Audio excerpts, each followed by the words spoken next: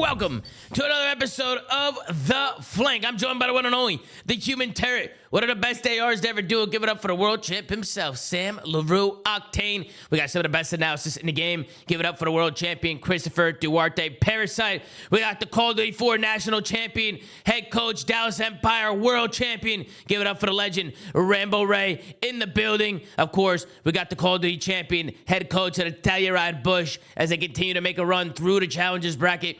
Give it up for Don Dada Temp. And then, of course, we got the executive producer of the Flank. Give it up for the one and only Mr. Benj Nassim. Gentlemen, how we doing? How we feeling? Ray, we'll start with you. Ray, how you doing, Ray? You doing all right? Yeah, man. That was a fun day of COD. We were up early today. That was I don't get up that early unless I'm playing golf or my baby wakes me up. So it was cool to do it for COD for a change. We had some good matches, and I actually low-keyed a double stream today. It was kind of fun. Yeah, no, it was fun. I felt like it was nonstop action the whole day for like the last 7-8 hours. I mean, we've been bouncing around from 2 different streams. I mean, we love that. COD is life. I mean, I've been up since 5:30 a.m., so the time zones are kicking our ass right now, but really man, nothing better than some LAN COD, because, man, we got a lot to talk about when it comes to LAN COD. There's just a lot of changes. Sam, how you feeling? How you doing? Looking good over there, Sam? Thanks, man. I'm doing well. Some shocking results today, to say the least. I'm excited to talk about it, though. It makes me feel like I don't know shit about anything, unfortunately, but you know what? We'll get into it. Yeah, we'll talk about it. To Duarte, how you feeling? How you doing? Yeah, to add on to that, I think that's how Black Ops 7 has made all of us feel, dude. A lot of these matches, unpredictable, like teams that we expect to do well end up shitting the bed. But nah, I'm good, man. Outside of the fact that I had to completely flip my sleep schedule, I've been going to bed around like 7 a.m., like streaming, and now I'm waking up at like 7, 8 a.m. So yeah, I'm in hell, but I've watched some COD, played ranked, got to play ranked later again. Like, I'm just nonstop grinding, man. COD is indeed life, Tom. I love that, Duarte. Nothing better than some good old Call of Duty. What about you, Benjay? How you doing over there? How's the event over there? How's the venue?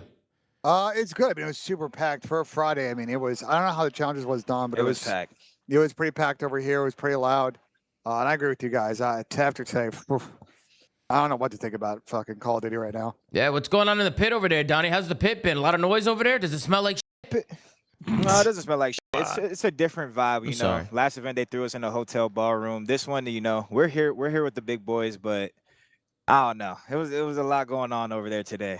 Yeah, for sure. I saw you guys went last map with Abel plus Symbols, right? Plus the Stallion Symbols. Yeah, Symbols was cooking. Shout out to Symbols. The fans were chanting, like trying to talk to him, but he was actually frying. He kept fucking like two-piecing us and shit. But yeah, I got a warning map too. That's why I'm a little irritated, just because like it's like you got a warning.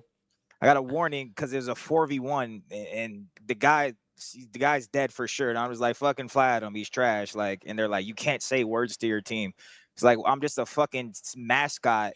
I'm just a fucking fat mascot on the stage. Like, what am I here for? You know what I'm saying? Like, I can't say a fucking word. Man. Welcome to the coaching life, Don Dada. Welcome to the coaching life. It's just so brain dead. Like, I'm not cheating. I'm not looking at their screen, telling them, oh, this guy's dojo. Like, I might as well go sit down. My feet hurt. I'm walking around. I'm a fucking water boy. Like, I don't know. I'm just a little agitated, to be fair. But the fans are saying way crazier shit. You know what I'm saying? Like, this guy was saying such shit. Temp, you're a big boy, and I'm just sitting there like with no headset. They were saying that? The fuck out. I'm so. Can we kick him out? Like, I'm getting checked the fuck out. This guy said, fuck you, because I wouldn't take a picture with him mid-series. Mid-series. These guys don't give a fuck here. Mid-series, this guy's literally behind me. Yo, Don, can I get a picture? I said, no. He said, fuck you. No, well, maybe they're drinking. Mid-series. Nah, they're drunk. They're definitely drunk out there, Don. I'm not gonna lie. They're drinking. They're having a good time, man. You know, I heard that. It's funny you say that because they didn't have enough alcohol vending like in this arena. Bro, can I say one thing? I'm sorry. The cup, y'all ever order Chinese food? The thing that the wonton soup come in. Yeah, the wonton soup. That's a pint, brother. Bro, they are drinking beer out of wonton soup bowls. That's a pint, brother. You fucking big ass wonton soup canisters filled with beer. This being weird as hell. But oh shit. There is a good side of it. They are showing love and support. You know, they're loud, they're aggressive, but like at the end of the day, I love it. I'm getting a warning for saying child in a 4v1, and these guys are saying such shit. Yeah. How is the venue and everything like set up? Because obviously we're not there. I mean, it looks dope. I mean, the stage looks dope. Do you guys remember how it was laid out last time we were here, or no? Like 8 years ago we were here. No. I remember. I actually do remember it. I like remember the garage in the base- back and everything. Yeah. I remember everything. So basically behind me is just this is all just a normal major arena. So just this whole room is just 5,000 seats of people. And then over by against this next wall is the side station, which they didn't really like show much on broadcast, but it's like a normal side station, and then the pit. And the sick thing about the pit is all the 1 through 4 stations all have screens over them. So you're able to see and like a little bit of a sitting area, able to see those stations. And they're gonna convert some of them to Warzone stations tomorrow. And then on the other Look- side of that is you're obviously the Bush guys. Chown, and I said hi to Repulse today. He was setting up as well for tomorrow. It looks definitely. packed, dude. It looks awesome. Yeah, Oh, I mean the UK, it's super packed. the UK fans always show out, man. I love how much energy and passion they bring to these events. I mean, I feel like that's like the difference sometimes when you go overseas. Is man, they're loud, man, and I love it. And they're drinking. I saw Adam Apicella's tweet saying they need more booze in the venue because they're running out. But they're gonna add more bars. Like, Yeah, they added more bars. I think. It's like 30. Yeah, and then Adam just threw daggers at me on Twitter for no reason, but I mean, it's par for the course for him. So. They be doing that sometimes. But no, it's awesome to see, man. Love the passion, love the chanting, keep the energy going all weekend long. You know, maybe take it easy on Don Dada. He's doing the best out there. You know, but yeah, bro, I heard the pit was pretty crazy. Don the Stallions did their thing. I think they took down the top. They took down the number 4 seed today. They 3-0'd them, Linz's team. So the Stallions are they're making a run, Donnie. They're making a run right now. So maybe we'll meet up with you guys. Who do they play? They played. I know they played Linz's team last. That's who they 3-0'd for top 12. So they're top 12 right now. Tomorrow they play Vivid and Co for top 6. Yep. So that'll be a good match. That should be a good one. I don't know. Who they played before that, I don't know, but they took care of business. I think it was like 2-0, 2-0, 2-1 or some shit. They ran through it. You know what I mean? It's they're looking good right now. They're looking really good. I think Symbols and Swooty are both on different teams. They're representing the Stallions on other teams. They're both top 24 right now. So they're making some runs. The Bush, you're looking good, Donnie. You guys always clutch game 5s, bro. Every time the ice is there. Team's looking good. We clutched up. We definitely need some rest. We're just doing like fried shit and then just getting gunned. I feel like that series was apparently Byron's controller wasn't overclocked. Whoop-de-doo. I don't know if there's whatever. I believe him, but we were getting gunned. That's why it was that close. Like, we just have to get some rest and just come back, like, shooting tomorrow, to be honest. Yeah, maybe a little jet lagged. Maybe a little cooked. 100%. We just barely got any sleep. So, yeah. Definitely got to lock in and just show up tomorrow for sure if we want to win. Yeah, well, let's move on. Let's talk about these matches. We're going to start with the 2 play-in matches, and then we'll get into the bracket and see what's going on here. We got a lot to talk about, so let's get right into it. We're going to start things off. We got the Carolina Royal Ravens going up against the Paris Genomates. This one ended in a 3-1 fashion for the Paris Genomates. We start things off on an exposure hardpoint where Carolina win 250-183 against the Genomates. They finally get a map win on land. Carolina, you were thinking that they were actually going to make the run here, but then after that, I mean, it was 3 straight for the Genomates. Colossus S&D, Paris win 6-4. Exposure Overload, Paris win 8-4. And then a close map number 4, Den Hardpoint, which goes down to the wire, 250-230. Genomates get the 3-1 victory. We'll scroll down, take a look here at the stat sheet. From Carolina, you got Crazed with a .84. You have Exceed with a 1.05. Lurks with a 1.08. Most damage on the team. And Nero with a .93. On the other side, you had a .94 from Sip, a .96 from Neptune, a 1.10 from Dan Ghosty, and a 1.12 most kills in a lobby from Dylan Envoy. Maybe land just a different ball game for Dylan Envoy. And of course, he gets the match MVP as well with a 1.02 in Hardpoint, a 2.17 in Search, and a 1.09 in Overload. Duarte, we'll start with you. We'll work our way down. What'd you think of the series? Carolina got a dub on the board, but it just wasn't enough. I mean, I still want to commend Carolina for showing up and at least making the series competitive. I think we were really hard on them going into the major and just after the performance last major with them completely shitting the bed. They took the fight to the Genomates. Granted, it wasn't enough. I think Exceed played very well. Lurks obviously has just been consistent this whole time for this team, but Exceed last major was complete ass. So to see him show up and play well was good. I still feel, I feel bad for them because I feel like they kind of got a shit draw here when it came to the play-in, right? Genomates, I think, granted they underperformed online. I think the Genomates are going to make a deep run in this tournament regardless. They've been icing up all day. And then when it comes to Envoy, man, I mean, he showed up when they needed him the most. I think that's why a lot of people, especially his teammates, put so much respect. Go ahead, sorry. A lot of his teammates put so much respect on his name, right? Even though a lot of the fans and stuff like that might not see it that way, they know that they can trust Envoy to perform when they need him the most. So it was a good showing out of him and the rest of the team. And I think Gentlemates just kept on icing up today. We'll obviously talk about their later matches, but yeah, I mean, it's good. It's good signs for the rest of the tournament, and it's going to be a tough match tomorrow for, I think, who do they play? FaZe or something? Yeah, I think Gentlemates look a lot more comfortable on LAN, I will say. I know this online split's been really bad for them. I know they've been going through some stuff personally, but to see them on LAN, it's they do seem a lot more comfortable to me. Ben, are you good over there? Everything all right? I mean, I was trying to tell Don they got to turn the lights back on. They just killed the lights and kind of ruined our vibe. It's kind of vibey though. Yeah, it's not that big of a deal. it's one of the vibes. The series is interesting, bro. We talked a lot coming in about how Carolina really need to win that map 1. I thought they had some chance doing the Colossus TDM, but after that, a really clinical overload, a little 8 spot from the Gentlemates. I think they got kind of most of the momentum in the series from there. Yeah, Donnie, what you think of the series, Don? I actually got to catch this one. I mean, I said it before. I predicted it. It kind of sucks. It kind of what Chris said. Like, it does suck that they had to play mates round 1. I mean, the mates are you just look at the roster on paper. It's just a mismatch. One as expected. That's why I saw Exceed and Lurks duo it up in challengers. They had smiles on their face. I was like, wait, didn't they lose today? But they went positive. So they went positive. So they're doing up in challengers, scouting new talent or some shit. I don't know what they got going on, but yeah, shout out to the mates. Hey, what's going on with you, Sam LaRue? What'd you think? What'd you think of the series? What'd you think about Carolina, Sam?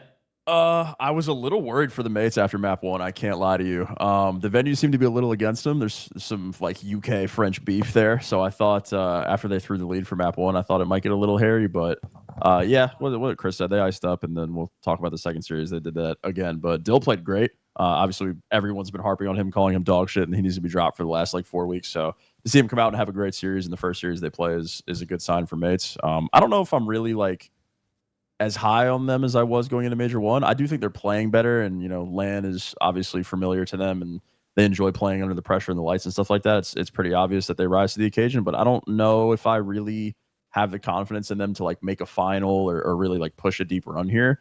I think they're gonna maybe get like a top 4, which is obviously a lot better than most people expected them after online. But on the side of Ravens, it is a tough draw. To fly overseas and play one fucking series is just unfortunate after having to go through like a grueler online qualification period to even show up to this to have the chance to play one best of 5.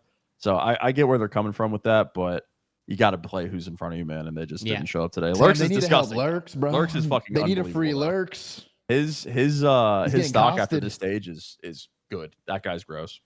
Absolutely. We also got the world champion, Call of Duty champion, Dylan Attach joining us on the flank. The flank is open to all the co-hosts, by the way, this weekend. We have a schedule just for like cameras and stuff, just for so we don't have nobody here and nobody shows up. But we, if Pat joins or anybody wants to join, the call is free for the nub or anybody. If they want to join it, they're more than welcome to join up. But welcome to the show, Dill. Welcome to the show, Dill Attach. It's good, Tom. How we doing, man? It was a great day of COD. It was a great day of COD. I mean, for this match, it was just kind of, we knew it was going to happen. It's just a land diff. Like, these guys have champions. As Civ would say, Envoy's the most accoladed on their team. On the other side, you have Carolina, the Royal Routers. Lurks has been insane, but Craze, when he just gets to land, I don't know what's happening with him in the respawns. Like, he's just not really existed in the respawns. Yeah, I think Lurks has definitely made a name for himself on this roster. I mean, Ray, I want to go to you. I mean, what do you think about this Carolina roster? What do you think about Lurks? What do you think about the Gentlemates? Go ahead, Ray. Floor is yours. I think it is frustrating for Ravens not to have a chance at the double elim bracket. I feel like these guys, they're close. They're like not quite there, but they're close in terms of getting their feet under them. Yeah. There seems to be constantly just kind of like a lackluster performance from one of their players when they don't do well. Obviously, that's most teams will go through this, but it just seems like it's a musical chair now between a few players to which guy's not going to show up, which then in turn hurts them, because this was a close match. Yeah. And I feel like, honestly, like, I mean, like we talked about Envoy playing well, but I feel like Gentlemates have refound some of their efficient ways. They had a Major 1. It really flourished in a match against Miami. We could talk about it a little later, but just in general, that was a hard out. Like, Carolina did not give that match away. I mean, a lot of people predicted them to Gentlemates to beat the Ravens, but the Ravens are good. So it's frustrating if we want to, like, I don't really want to push this conversation to format stuff, but in a world where Carolina had like maybe more of a chance this week to get into a few reps, I feel like we might have seen him make a push for at least compete against some of the best teams like they did here. Yeah. No, I mean, I feel like the format was fugazi a little bit because even after Genemates won this series, they wanted to play Miami, who was, I mean, Miami was like a blender, right? Like they were cold going into it, and Genemates just came in and got a dub. I mean, people were kind of bitching a little bit about the format, which I think was pretty warranted, just the way that everything was set up. Ideally, you probably have a Thursday, right? And probably like do some of these matches differently. I feel like or the just format don't was, even send the play-in teams. I'm almost on the board where like I wouldn't even want to go play in this fucking bracket because flying overseas to play again 1 best of 5 fucking sucks, dude. yeah. Yeah, But that's just unfortunate because the dream hack is in the UK. Like if it was just another dream hack, it wouldn't have mattered, right? Same, yeah. It would have been the same shit. It would have been you fly to another state to do this.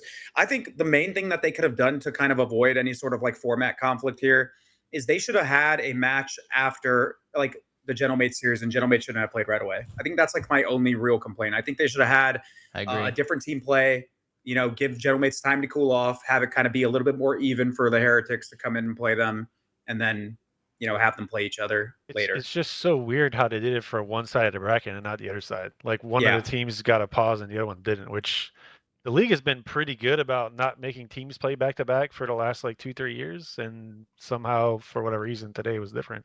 Yeah, I don't know why they didn't just have is. Falcons play on Bravo after these 2 matches. Rencor actually tweeted about it. I didn't see this. So Yeah. somebody in the chat said. Because like they're regardless, like assuming they would lose winners round 1, they were going to play back-to-back at some point this weekend. Like, but I'm not sure why they made the scheduling decision. Maybe because they wanted to ensure OpTic, Thieves, FaZe, mates were all on main stage. That's like the only thing I can think of. Rencor said GG Thieves lost 3-0 and placed top 8. They played way better than us on that match. The fact that we had to play straight versus Genemates after they win, and the fact we didn't get the opportunity to play on main stage, especially against those 2 teams, is something that I can't understand.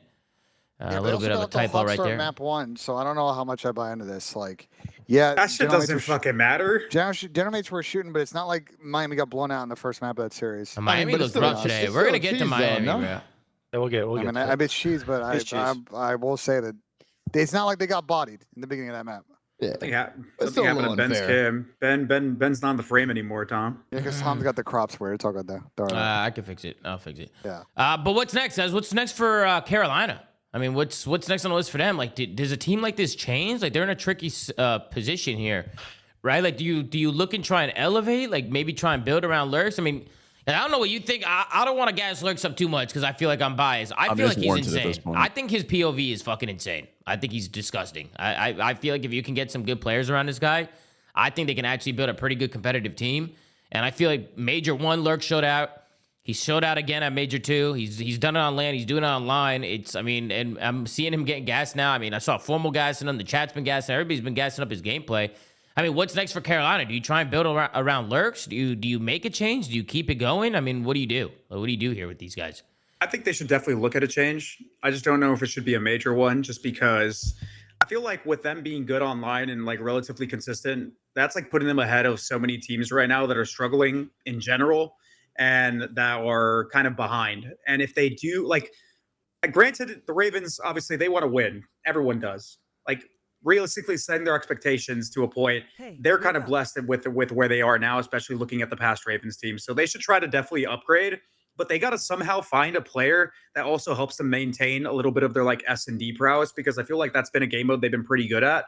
And I feel like Craze, granted, he might not have played good in this one. He's been pretty good at search and destroy for them. And I feel like he's probably the odd man out here because Nero, explosive potential, exceeds really good with the sniper, big key to their S&D usually. And then Lurks is fucking him. So, like, I think Craze is just the odd man out here. I mean, what if you throw Nero back on a sub?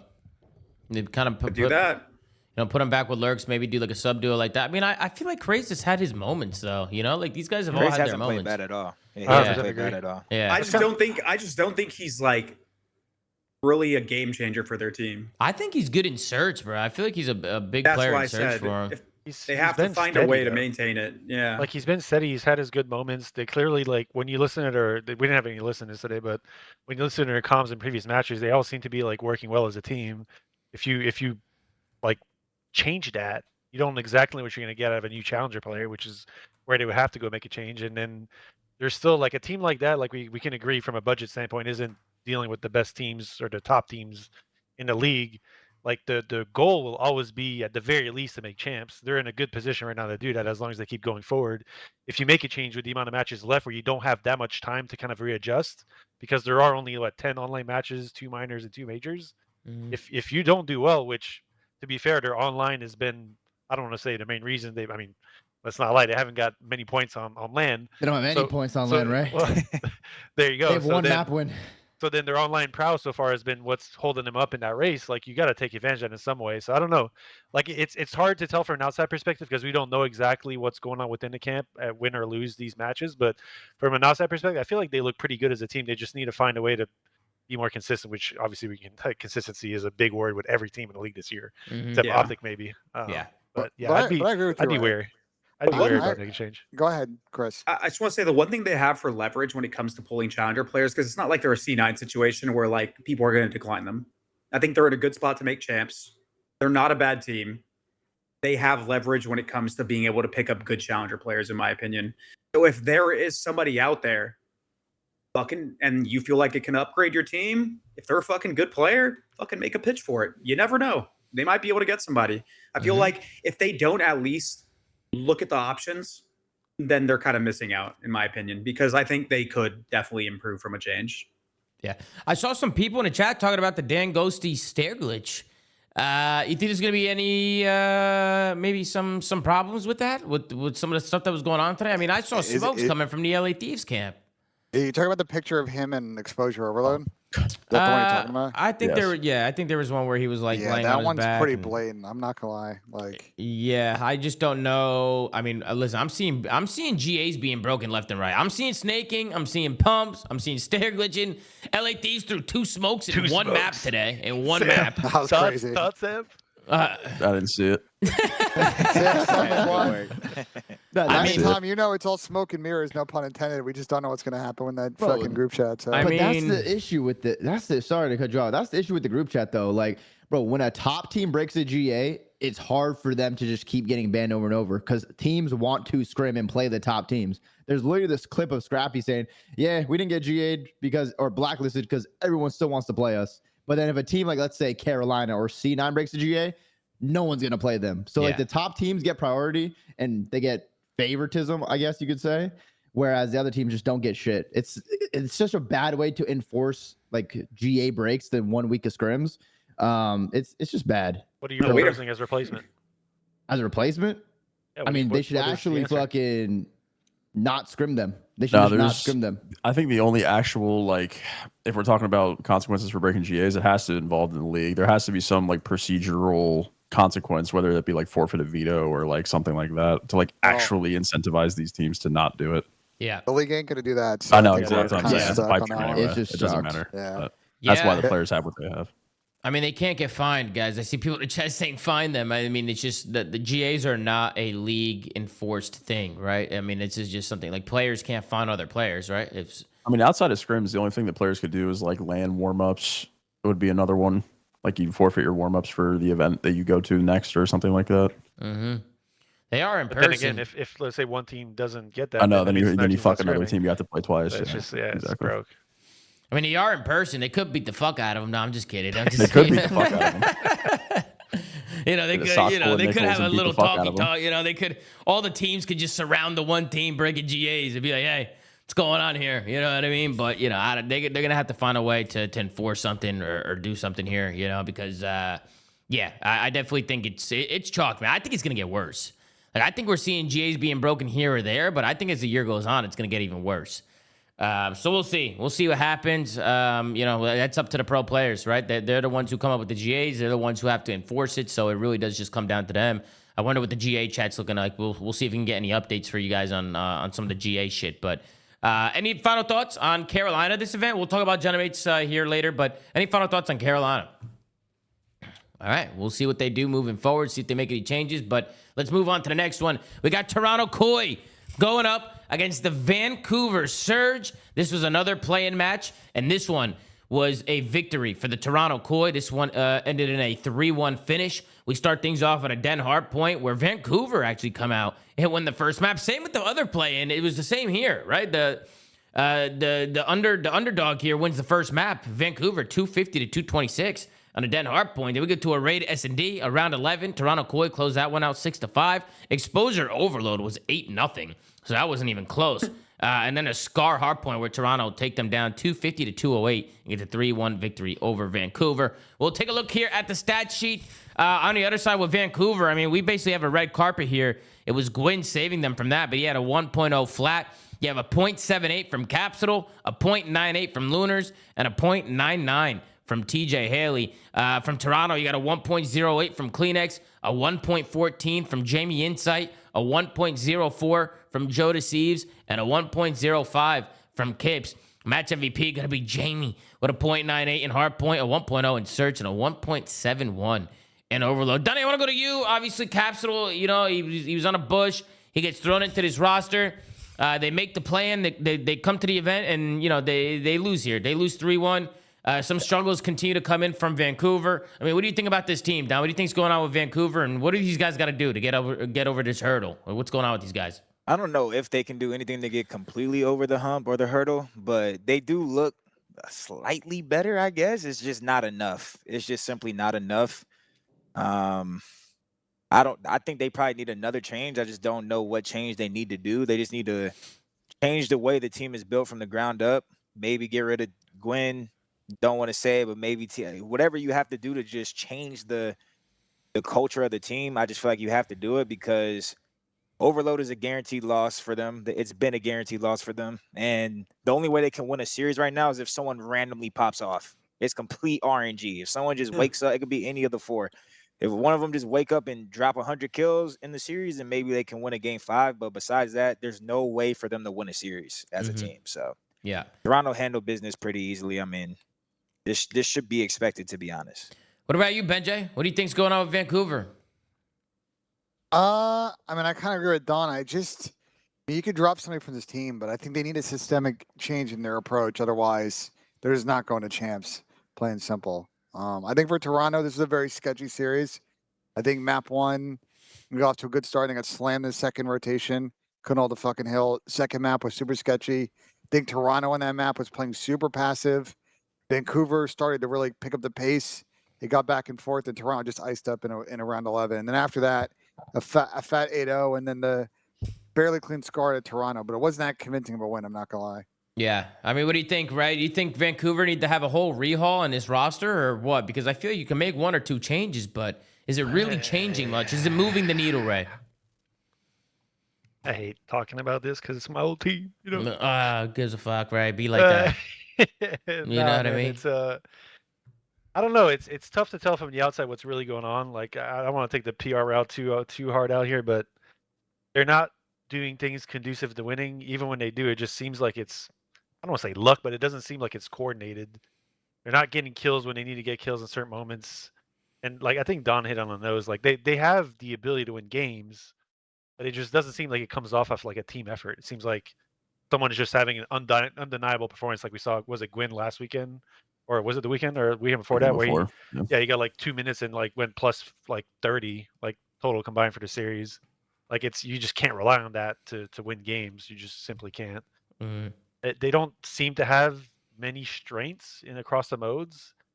So yeah, I mean, if I'm in a position where they are now, especially given where we are in the year and where they are in the standings, like, again, making champs is the ultimate goal, at least what they should be looking toward to try and do right now. And they definitely need to make changes to achieve that. Yeah. Who and where they go change wise, hard to tell. Again, we don't know what's going on within the camp. We don't know who they feel is performing the best or which players are being as efficient as possible to conduce wins. But there's definitely talent out there that I feel can help them. And right now, they're just not in a position to achieve, if their goal is to make champs, and achieve that right now. Yeah, I mean, I don't think the decision's that hard, to be honest with you. I mean, what do you think, Sam? What do I think about Vancouver? I mean, I feel like I've been pretty critical on the show about their roster. There's just, I mean, Donnie hit it, brother. You just need a fundamental overhaul of the entire culture of the team. Like, TJ and Gwyn have been teaming together for 2 years, or 2.5 years at this point. The duo is just not it, bro. I'm sorry. Like, it is what it is. And I hate to keep saying it, but like, we keep asking the question. It just is what it is, bro. This team is not that good. I don't know. Sorry, They were asked before Tej was on the team. I know, and they're asked with TJ and Gwyn has been on every iteration of the team. Like they need new people on the roster. The foundation of the team is shit. They don't know how to improve in practice. I'd suck my own balls to be a fly on that room during their practice, bro. I guarantee you there is no productive conversations about the Call of Duty. And that's the problem with this they tweet. Have no idea how to get better at the game. They have no clue. That's the problem with this tweet, Sam, because you can say the format's horseshit, online's horseshit, but they can't win a fucking overload. So maybe yours also horseshit. Like, get better as a team, and then you can bitch about the fucking format, but they just come off as a mercenary team. I don't know why TJ's and I don't really see how they're going to fix it. Because he's mad about losing 1 series instead of 4. He's like fucking fuming. I know he's fuming. I'd be pissed too flying over series for 1, but like wrong, he would have lost. To be honest, Brandon was not wrong. Too. Even if they played pool play, they're probably still losing 3 to 4. They would have went 0-4 instead of 0-1. Yeah, I don't think he's changing anything. The one thing I will say for Tej, he has kept the same energy for years about like the bad formats. Like he's always said something about it. So yeah, but he's keeping the same energy. Sure, but he's got to be part of the solution to this team, bro. Oh, yeah, 100%. He would have still lost, but I'm just saying at least he's keeping the same energy. Yeah, these guys want to be a team, or they want to collect the fucking check. Listen, and bro. just be a mercenary team, and just you not go to champs, go to EWC. Get fucking 4th from last and just fucking call it a day. Bro, if TJ is the most vetty person on a roster, bro, it's chalked, bro. Like it's so chalked. I agree with that. Can I ask a question to Don? Don, you feel like your Bush team, like if the Bush team right now was in the league, where would you put them in terms of like where would you rank them within the professional teams right now? I don't know, because it's hard, because like we played Surge in a best of 11. I think Cap was on the team though still. Whenever we played them last, we went map 11. Like, it's an online scrim, but like I feel like those bottom tier teams, they do get an advantage of like scrimming pros. But I feel like once we like caught up, you know what I'm saying? Like it would be closer. Like we would have to start getting our advantage back. But like challengers is so much like challengers, they don't realize the play they need to do. They realize it, but they realize it's so much slower than like our OpTic does. So we play OpTic, we get fucking slammed, you know what I'm saying? Because they're just so much faster than us. So once we caught up to like the pace of it, I feel like we could be like, I don't know, like we could definitely win series. I don't want to say nothing like definite, but that's the big difference. Like the practice, they get way better practice than us for sure, way better practice. So in that sense, if you believe that some of the better challenger teams have players and the team as itself as a whole could compete at the pro level and some ways maybe that these current bottom teams can't, then I mean you have to think that change is probably the necessity there. Yeah. If C9 is winning series in the league, bro, granted it's not many, bro, the Bush would have no problem if they just practice against pro teams. Like let's be 100%. But like there's no point in asking what's going on with Vancouver, bro. Like nothing's going on with this team. It's we've talked about it enough. It's being a dead horse. I don't give a fuck what they do. They just need to make at least 3 changes. They need to completely blow up the roster and just figure out a new system, bring it like the thing is though, it's like when you make roster changes as a team, right? When you're bringing in one person, maybe sometimes even 2, like your system as a team really doesn't change much. Like you still like bring in a lot of the fundamentals that your original team had and you combine it with the stuff that the other people are usually good at. In order to make a fundamental change on a team where you completely just reformat it, you have to take out damn near everyone. They got to blow it up. Word to fucking eggs. Yeah, I just think the whole composition of the team is just horrible, bro. I'm going to be honest. Yeah. I've mentioned the Gwyn and TJ duo before on past shows. I'll do it again. I mean, bro, these guys have been teaming with each other for like 2 years now. Like, it's not working. It didn't work in the past. It's not working now, right? I mean, I think a lot of people will say that probably Lunars has been like all right. Like, he's been okay, but I just don't think this team has any direction. I don't think they're a team. I think it's just a bunch of individuals who just wake up and get on. Better, I also just think I also want to say some justice to Lunars. I think over the last 2 years of him being in the league, he's just had no room to grow, bro. And I feel like he's a talented player. Like he's a shooter. You can just tell when like watching him, he's very good at shooting his gun as an AR player. He's just literally going from fucking dog shit team to dog shit team. And they're already chalked by the time like he's on the roster for a while. So there's just no room to grow. He's just in a bad situation after bad situation. And I think he still deserves an opportunity to be in the league. I just don't really know where this team goes. Like, I think what you guys said from the team name, or just using the team word, that's the way I see the avenues for some of these bottom teams that aren't getting the big money to spend on big players Like if you're not gonna be able to raw dog win off skill, then you need the team work hard. aspect. Like if you're exactly. If you're not building like proper systems on how trying to do things better than the other team to where I can accomplish what FaZe is doing in 4 kills instead of 8, then you give yourself a chance to win this game by doing that. But if you don't have that either, like you just don't have an avenue for success in any shape or form. Like you have playing as a team has to be your priority and how you go about things, and we just haven't seen that from them like at all. Also, just one last thing to add on Lunars, because I just see some people are like being hard on him in the chat, talking about his engagements and stuff like that. Brother, as an AR player, when you come into a team and you don't know what the fuck is going on because everyone's all over the place, you have zero cohesive idea on how to play the game, what do you expect this guy to do? He's trying to probably create some damn stability. You see him watching the pinch or holding over his team. Yeah, that might look to you like it's faded and he's playing slow, but bro, he probably doesn't even know what the fuck his teammates are doing. That shit is hard to do. Yeah, And I mean, it's a team game at the end of the day, bro. It's a right? team Like, game. Can only hear do that. so much. If you're just 4 individuals being thrown into a roster, you get on, you go through the motions, and you just don't get better as a team, then it's chalk. And maybe Yeah, they the are only trying to reason get better as a team, but if The they only are reason trying to I'm get better as saying a that- team, the they're a only reason I'm horrible saying team. that though is because when he was in Challengers with like Tyler Fellow, and like we know how Tyler Fellow likes to run his teams, super systematic. Same with Craze, right? They were on that team together. He was fucking really good. He was the second best player on the team next to Neptune, obviously, but he was still really good. Total trash. So I just feel like him going into the league and being on 2 chalk teams is just not indicative of like how he is as a player at all. Yeah. Like, in my opinion. Yeah. You guys got any other final thoughts on this team? Dill, you got anything you want to add? I was just gonna say, bro, I think we talked way too long on what they need to do, and we gave like too much brain power and wasted our breath, to be completely honest. I think these guys need to blow it up, but a blow it up we have never seen before. It Oh needs my to be God. all 5 of them. All 5 of them. Live. Yes. We're blowing up the Coach coach too? too? The Yes. coaching staff And too. then you go to Shit. challengers, because like you guys said, what do? They don't play together as a team, and they're just wasting time in practice. They've not improved. We've seen how many different players play for this team, and they look like shit. We saw Legend. They didn't help him develop at all. Capsule went there. He doesn't even look that good, even though we know he could be really good. TJ went there. Doesn't look that good either. So I think you just pick up a team from challengers and the coach that wants to be together, wants to play together, that can improve and get on the same page at least, and then it will get better from there. Because right now, like you guys said, the only way they're going to win is someone drops 40 in a game, and that rarely happens. So I think you just get people that want to play together, a coach that wants to work together. It could be fucking Don from the Bush and the 4 Bush players right now, or remake the Can't Bush afford team. that. They can't afford that. I mean, shit. Don't forget about it. Shout out to the flank, man. I'm just too paid. I mean, yeah, they got to blow it up, Dill. I don't disagree with you. They need to blow it up. This team's not working. The Keyword system is is team. just broken. It's just broken. There is no system. That's the Exactly. problem. Right? I mean, we don't need to waste any more time. Any other final thoughts of the series, guys? Vancouver eliminated from the tournament. They got last. no. All right, let's move on to the next one. We got the Miami Heretics going up against the Genomates. This one ended in a 3-1 fashion for the Paris Genomates.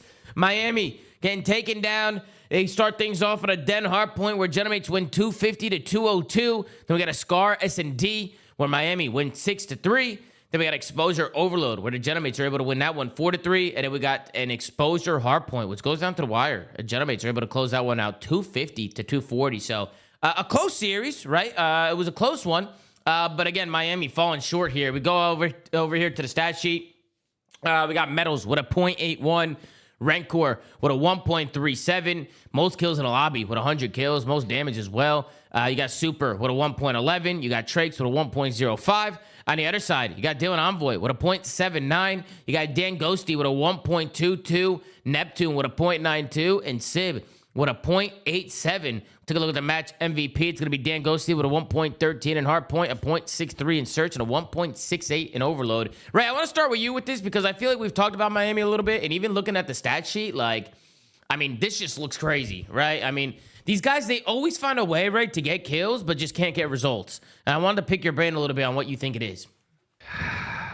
It's in the same fashion I've just talked about.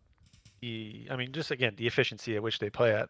I think we've shown. I mean, we've seen Genomates win games while getting outslayed by 30. So it's not like it's the first time they've done it, right? These guys take the right routes, make the right plays. Even if they don't get kills, they still give themselves a chance to make things happen. Miami's consistently done that through the stage, and that's why I wasn't like super big on them before. I kind of started buying Miami stock later in the stage because they were consistently doing well, but they've they just always seem to do well kill-wise, but never win by that much. With some of the games, like these were pretty close slang-wise. Like map 1 was they outslayed by 3 and lost by 50, and then map 4 was 6 with rank war going plus 17 and Metal's having a rough one. But just like to me, if you're outslaying that consistently, you should eventually win games by a lot. They were just not like obviously here they lost close ones, but dude, if you're outslaying a team at this level to play, you should be able to win at least like 60-70% of your games that you're doing so. And they just lost 2 in the same series in Hardpoint. So it's tough because it doesn't seem like individually they're necessarily doing the wrong things. I think the ARs get a lot of their kills, but just positionally as a team, like they just don't seem to put pace in the moments where they get their kills, which then makes it more difficult to get clear holds. And I think statistically, I don't know if Ben, maybe you can back this up, but I think they're one of the worst teams at breaking. I could be wrong here. Maybe I'm speaking completely wrong, but I know like Ant always talks about this when he watches their match or analyzes their matches. They do extremely well. They win rotations, and they don't when they lose rotations. So it's tough, man. Because I feel like again, I think we're all big on Miami getting at least top 4 this event. Like the fact that they're out day 1. Sorry, we'll get that later, but just the fact that they lost this match and they're out already is just criminal to me. Shout out to Gelamates though. Like, dude, I think as much as Miami played like well enough to win here, Gelamates still again is finding ways to win games while not playing their best. Yeah. And that's scary to me from the other teams in the bracket because I see a team here that if the players show up and start getting kills, this team is right back to where they were before. Yes, Sam. Ray, just to back you up, they're number 5 holding team, and they were like the number 7 breaking team. That's what's worth, but they were really bad at holding hills at this event, unfortunately. Right. What'd you think of the series, Sam? I kind of in the same boat as Ray. I had Miami like minimum top 4 this weekend. I really thought that this was going to be like one of their better tournaments as an organization. I thought that their consistency online would hopefully translate. I know it is online and it is hard to actually talk about that shit critically, but I thought that what I was seeing just from the consistency of it all, like even if the actual arrows on the minimap or whatever they're doing wasn't the most efficient, the fact that they were consistent with it and it was like a real win con that showed results, I was pretty confident in them having a good weekend. I mean, Ray ripped the Band-Aid off. They got fucking dead last, losing as a 2 seed, getting knocked out of the tournament on Friday is like legitimately unbelievable to me. It was a full collapse, and not only like play style, like they just seemed less confident. The kills were there, but like the efficiency and the going forward and like what we saw with them, specifically with Metals and Trakes as well. Like the ARs are always going to get theirs. Just this team loves their kills. I just didn't see it this weekend, and it's a pretty big disappointment because like if it wasn't now, I'm tempted to say it's gonna be never, because like I just don't know how you get better from like how they looked, unless it's just like chalk it up to the day thing. But I don't know. Mates looked great though. I know the scoreboard is insane, but they played Miami, so it looks like that. But I don't know, man. Yeah. I'm just kind of surprised at the result, truthfully. I was really high on Miami, and it's kind of a bummer that this is the tournament that they gave I had them top 4 in my bracket. I really did. I thought they were going to make a run. Looking at it now, they actually outslayed them in all 3 respawns and lost all 3. They schemed the hell out of map 3. Map 3 was diabolical. You see how map 3 ended? What the no. Yeah, they were up with 30 seconds left, and then it went to an OT. We were watching the other series. Yeah, we were bouncing around a lot, but I mean, yeah, Miami. It's been a rough day for them. Duarte, what you think? What you think of the Miami guys? Maybe some kill horn going on, Duarte. Yeah, I mean, we've always talked about Miami not being the most efficient team with their kills, but I mean, online they had Super dropping a fucking 1.4 every series, and he came here and he still played all right, but obviously not to the same standard that he was playing at home. But mostly I think this series, I'm chalking up this series to just 1, the scheduling shit, and 2, the fucking choke on the overload, bro. That choke on the overload was unacceptable. If they go to another S&D, right, they won the first S&D pretty convincingly. They might have had a chance, and we probably would have been talking about them in a different light, granted, not the most official way. It sucks, but I mean, honestly, I think this is more on just Gentlemates fucking clutching up, dude. They fucking played that series so fucking gritty. They got blessed on that overload to a complete throw. They start off slow in the hard point and it'll bring them that one back. And they still, again, find ways to win series without fucking performing individually. Because that's a team I keep doing it, and I just... Okay. You just contradicted yourself, though, because you said Gentlemates started slowly, but they won because of the fucking Cheese are playing back to back? Which It one does. is it? Well, it doesn't matter, bro. If they started slowly Benj on after, ass. I'm more so saying that, Nah, Bro, I bro. just got hate to that work take, these bro. ass, I watched the fucking I map. know, bro. As like a person that played, it's so different when you're sitting there waiting and waiting and waiting for a team to play, and you watch them just play a series and have to play them right away. I don't give a fuck if I started the map up 100 after not scrimming or playing an actual match. I'm still out there ice cold. I'm just blessed to stay up to be up 100 at that point. It's hard. It's hard to get yourself mentally in the game when you are not playing for a while. I watched first map. Miami scammed pretty fucking bad. They in the scam. They second scam. and Well, third yeah. rotation. Well, obviously they fucking threw when they're down I or don't when they're up. I don't think that's because they. I don't think it's because of back-to-back Cheese. That's just mental mistakes, to be honest. Yeah, but what do you think? What do you think gets better when you play more matches in a row? You think it's the gun skill? I mean, I think No. both can be You true. shoot bots. They had a It's- lead in the map, like pretty far in the map, though. You're not understanding though. No, I'm I am saying understanding what when you're you saying, but I'm get saying it when doesn't you matter. have multiple series under your belt, what gets better about your gameplay as a competitor? You guys all know this. It's your fucking brain, your decision making. It's you start getting in that flow state. You start making less mistakes. When you first start playing a series, even if you start off hot, you're still not fully there yet. You haven't been playing. I hear what you're saying, but like they were up decent size in this map. They had played fucking Den a million times. Like, yeah, if they gotten body slam map one, I'm not I'd feel bad completely for them, making but excuses, but I do feel bad for them when it comes to the scheduling, bro. Like at the end of the day, they lost. How it They goes in choked. competition. Just how it goes It in competition. sucks. You gotta adjust. Donnie, you got anything you want to add? Dylan, anything you guys want to add to this series? Because we see Miami again. Genemates, I thought Genemates looked good today. I think you want to talk about efficiency. Genemates is the team that plays efficient on land. Like they do whatever they got to do to get the win. That's what I love. That's what I love about them. They're not really like a stats first type of team, especially Neptune and Dylan Envoy. Like the way that the subs play, like they are very efficient with their kills. Like the way that they play, the routes that they take, the space that they take. Right, they're a good team. Any thoughts you want to add, Donnie? I thought Miami could have made a run this event. I had them at least top 3. I mean, they looked great online, but it starts from the bottom up, ground up. You win in COD from your SMGs, bro. I don't care what anyone says. Your SMGs win you the tournaments at the end of the day.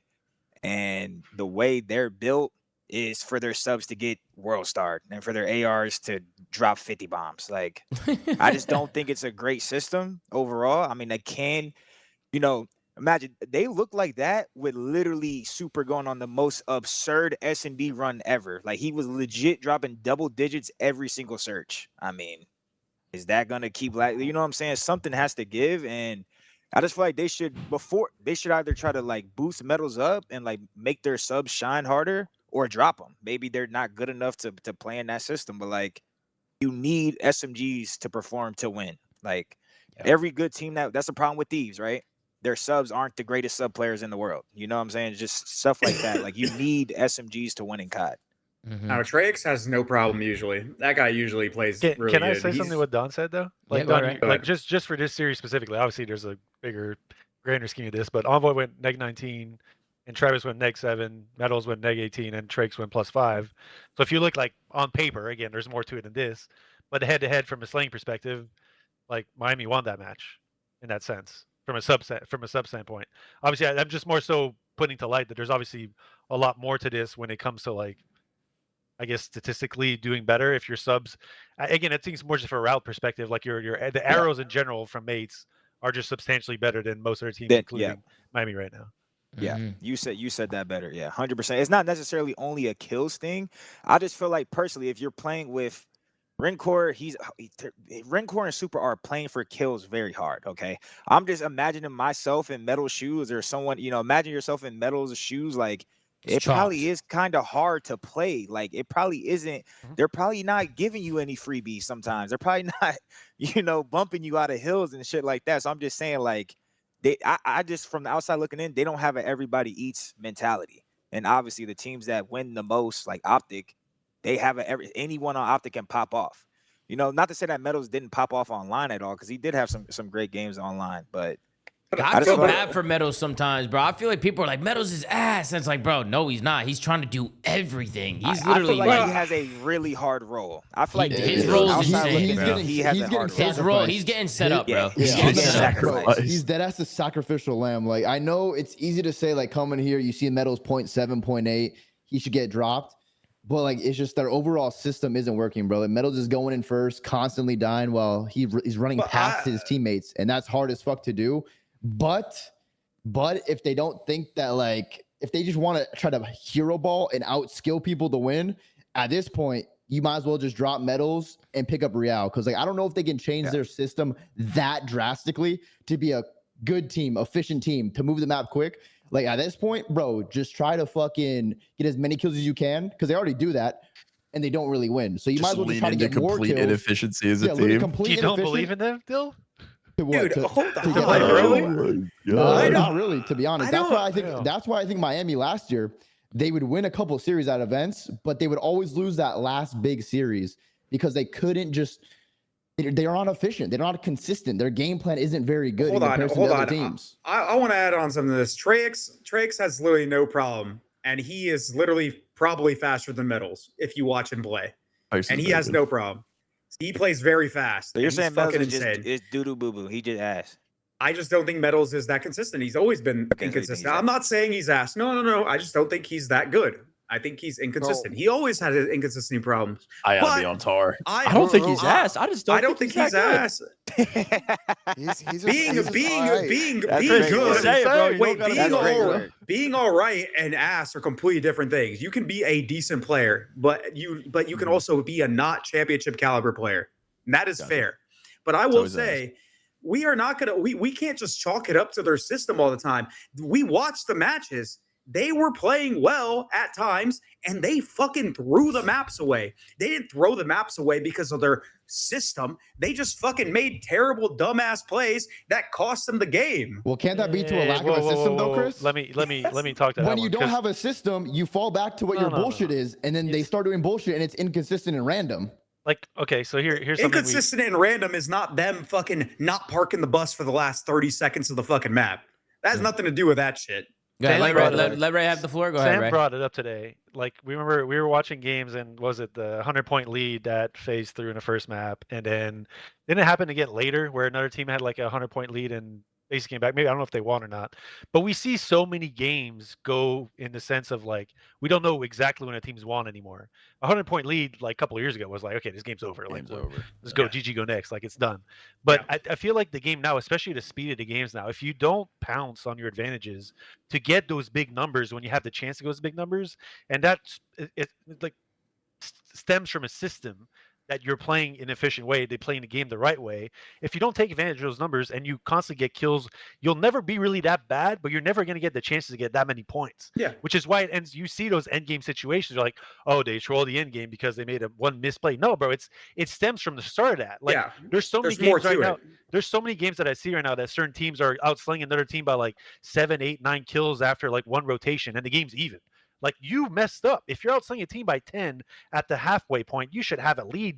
I'm not saying an unsurmountable lead, but you should have a lead that gives you a cushion to where you can make small mistakes later on when the game goes on. But right now, there's so many teams that I feel like we're just not seeing that. Like Mates, like, again, I'm going to give a shout out to Mates because it happened a few games today where they had that slaying, or they were getting outslayed by that much, and then they were keeping the game close. So that's a skill in its own way. Yeah, of course. But also, like, sometimes when we analyze things in the show, I notice that we almost make it seem like it's one-sided. Like we're talking about a team, like they're not also playing other people that are obviously playing the game and counteracting and stuff like that. So we make it seem like it's super black and white.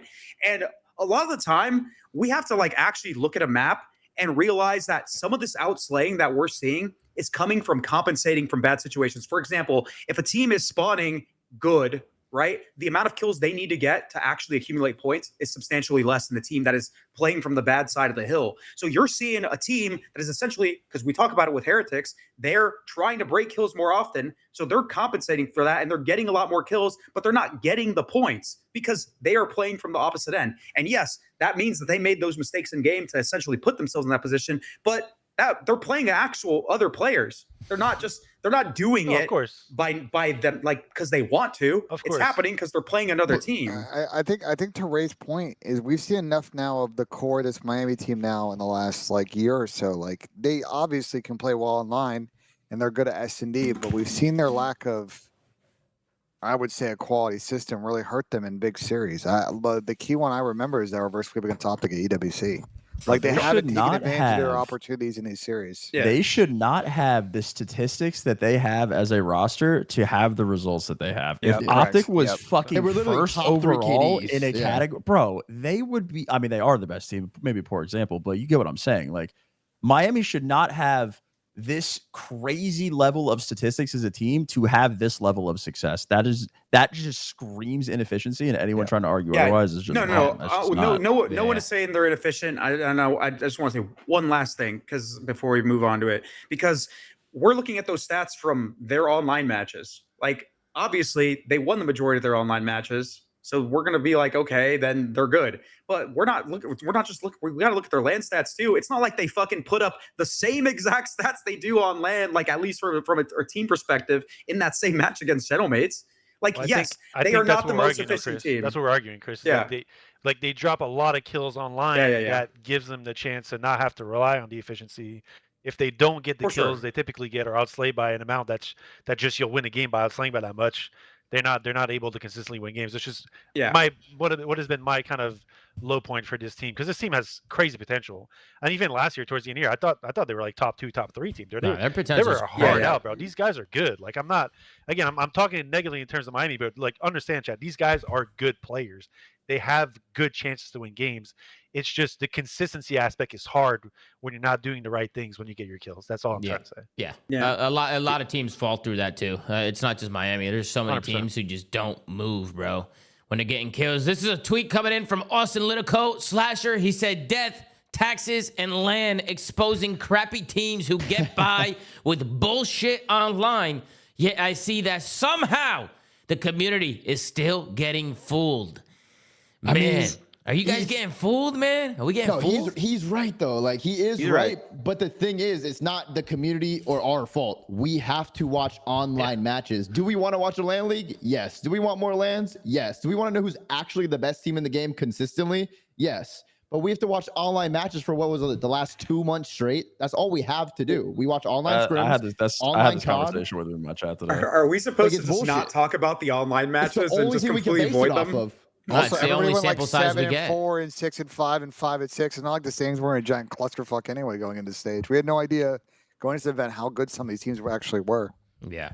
I mean, listen, we'll talk about Miami moving forward. Obviously, give our thoughts on Generates. Let's move on to the next series of the day. We got the Los Angeles Thieves going up Banger. against FaZe Vegas.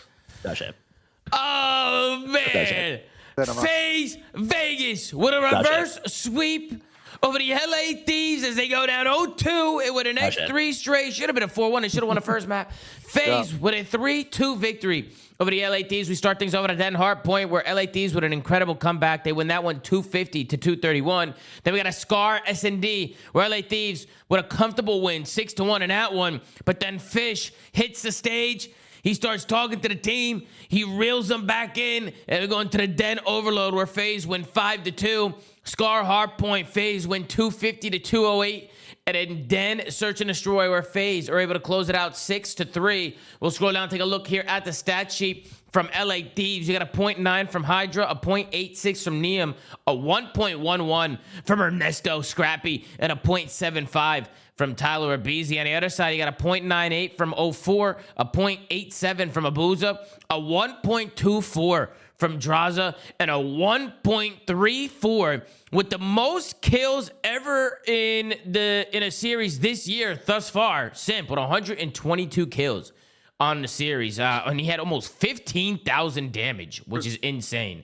We'll scroll down and take a look at the match MVP. It's going to be Simp to Pimp, a 1.37 in Hardpoint, a 0.77 in Surge, and a 1.62 in Overload. I try to tell you, Sam, I try to tell you, but you didn't want to hear me, so we're going to have you start things off, Sam. What did you think of the series, Sam? What did you think, man? What did Scrap you think? got fucking terrorized, bro.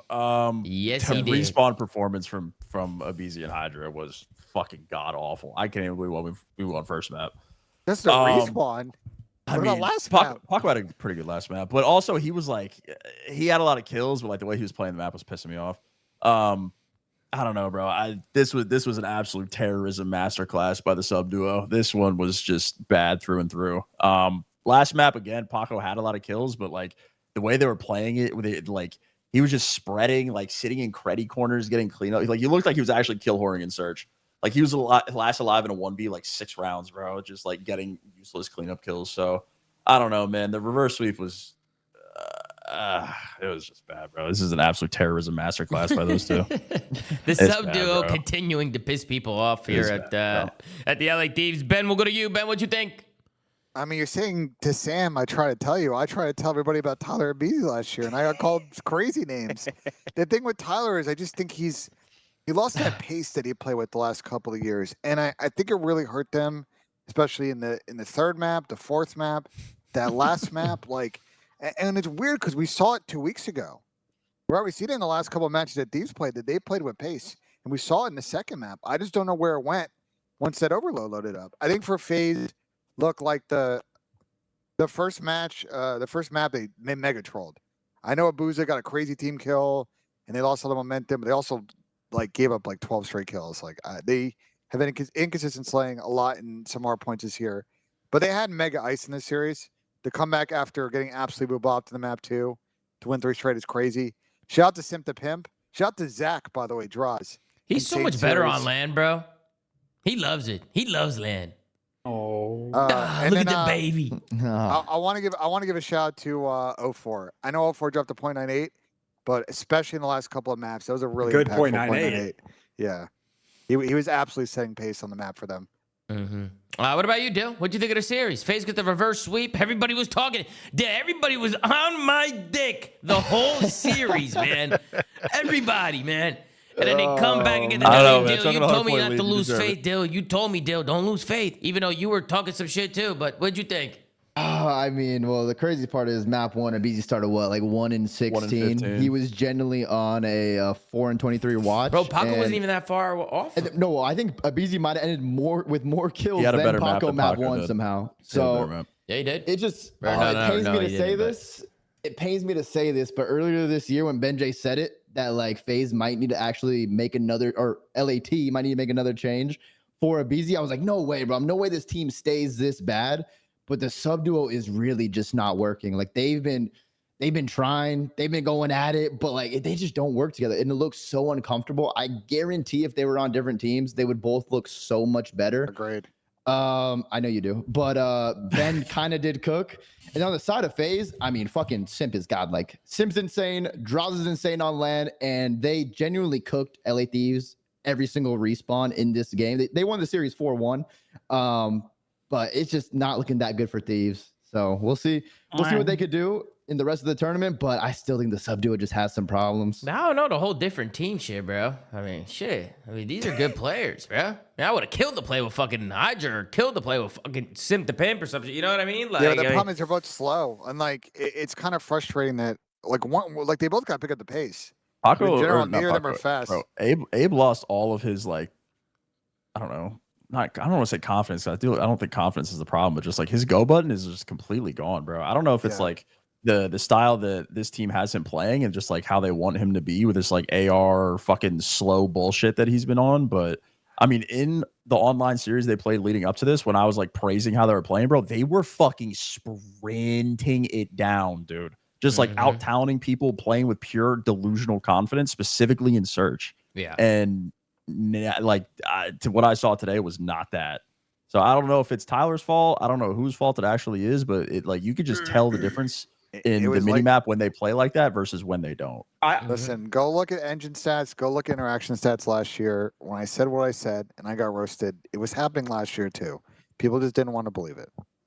Yeah, I want to see Abizi hit that fuck. I want him to have like that seeing blood gameplay that we used to see from him, right? Like constant first bloods, getting in your face, like, you know, just getting in the mix and just and taking the space and just running at people. I mean, Abizi, you know how he played, like when he's playing at that play style and he's getting his kills, bro, like it just makes the game feel so much easier. I agree, Sam. Sometimes it feels like he's playing like a cred ball now. Very reserved, bro. Yeah, and I don't weird. know why. Go ahead, Duarte. Why don't you go next? I think I'm gonna be honest. I think when it comes down to his S&D gameplay, you guys are spot on with just the way he's been playing. I don't think he's been the first blood Reaper. Not even fucking close. He might as well be the first blooded Reaper right now.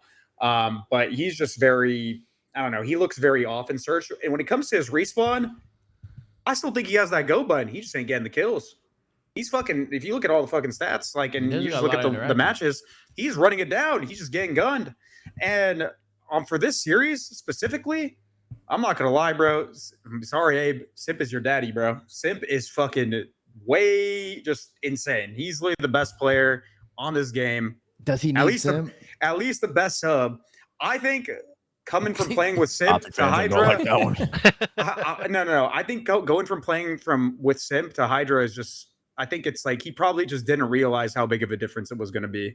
Like, I think Simp is easily not only insane when it comes to slaying, but he's probably the best like slower pace sub like in the game, like in terms of how he plays.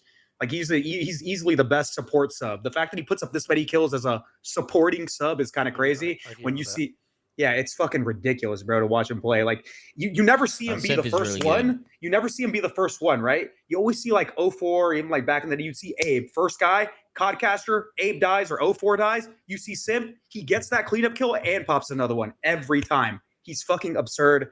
But when it came down to the S&D, bro, you said it, Ben. Shout out to fucking 04 because he might not have been the MVP of the series, but that S&D performance, the timings he was hitting, the way he was finessing and playing his life, that was probably one of the like single-handed most impressive like S&Ds I've watched out of him in general. 04's been better, man. I'm tired of the 04 He's been better the last He's couple been series better for sure. Like he's been making plays, bro. He takes routes for them. He's like the entry fragger for them. Like he makes impactful plays. Definitely think he was struggling early on, but I think he's finding his foot. I think he's getting more comfortable. Those rounds were crazy to watch. Like they weren't spectating him; they were watching it from like the Thieves POV, and you would just see like 04's like silhouette, like the way he was like playing an angle or a corner or finessing, and it was just like, damn, he had him on skates. Yeah, for sure. Ray, you got anything you want to add, Ray? For the first time in my career as a pick'ems person, I went with the reverse cheese. We got it, Tom. We got it. We got it, Ray. I knew you were doing it, Ray. Oh shit. Ray, is that why you were talking all that shit, Ray? Yeah, of course, but I can't. How am I supposed to bet against 04 to Boozer? Come on, man. I love those guys. I thought you were against me too, Ray. I was by myself today, Ray. It has to be believable. I'll say this: Read him like a book. Boozer got kind of carried today, which is It's all good. good. Hey, W's a W, Benj. W's a W. Nah, brother. he was making plays, though. Series. I mean, yeah, but he didn't need to do anything because, like, I think the sub duo on FaZe is fucking setting pace and all the respawns. I didn't scan the first map, but I thought 04 played great today. I will say though, like I mean, all of you kind of, I don't really want to repeat what anyone said. I think everyone brought some good points. I think in general though, like if you look from the series standpoint, like Thieves won the first map getting outslayed by 6, and then pretty sure game 4 was like a 42-point game, and they got outslayed by 1 million there. So for what it's worth, it's not like Thieves really played all that bad. Like granted, obviously they weren't getting like you need to get a certain amount of kills to be able to win. But from an efficiency standpoint, I wasn't too mad with how Thieves played. They just never seemed to pull through in the moments that really mattered in a hard point. I mean, the fact that they came back in the first map. Have we ever seen a team have a player start 1-15 and come back and win a map? No. That was crazy. Like that. I mean, that was the P2. They literally got like 17 kills straight on that P2. The second one. It was insane. Like I've never seen that. I mean, it's not even just they were winning by 100. They were winning by 100 convincingly. Like there were just nothing going right for Thieves. But that's a crazy like comeback to be able to do that. After that, I was like, fuck, man, they might win this series. And they won game 2 as well, 6-1. They came back from 100 points and won 6-1 and then got reverse swept. That's crazy. Hey, bravo. Chef's kiss from FaZe. Chef's kiss. I'm gonna be honest, like we can talk about these all we want about how like their system, their team. I do agree with you guys on a lot of points, but like just talking about this series, bro, it was just fucking simp. Like map 3, map 4, and then map 5, obviously 04, and the rest of the team obviously played good. Like they just got fucking outclassed in those last 3 maps. I mean, this was a really big round in the last map. This was massive. This was a 2v4 from FaZe. And, I mean, you can even just take a look at how Thieves plays this.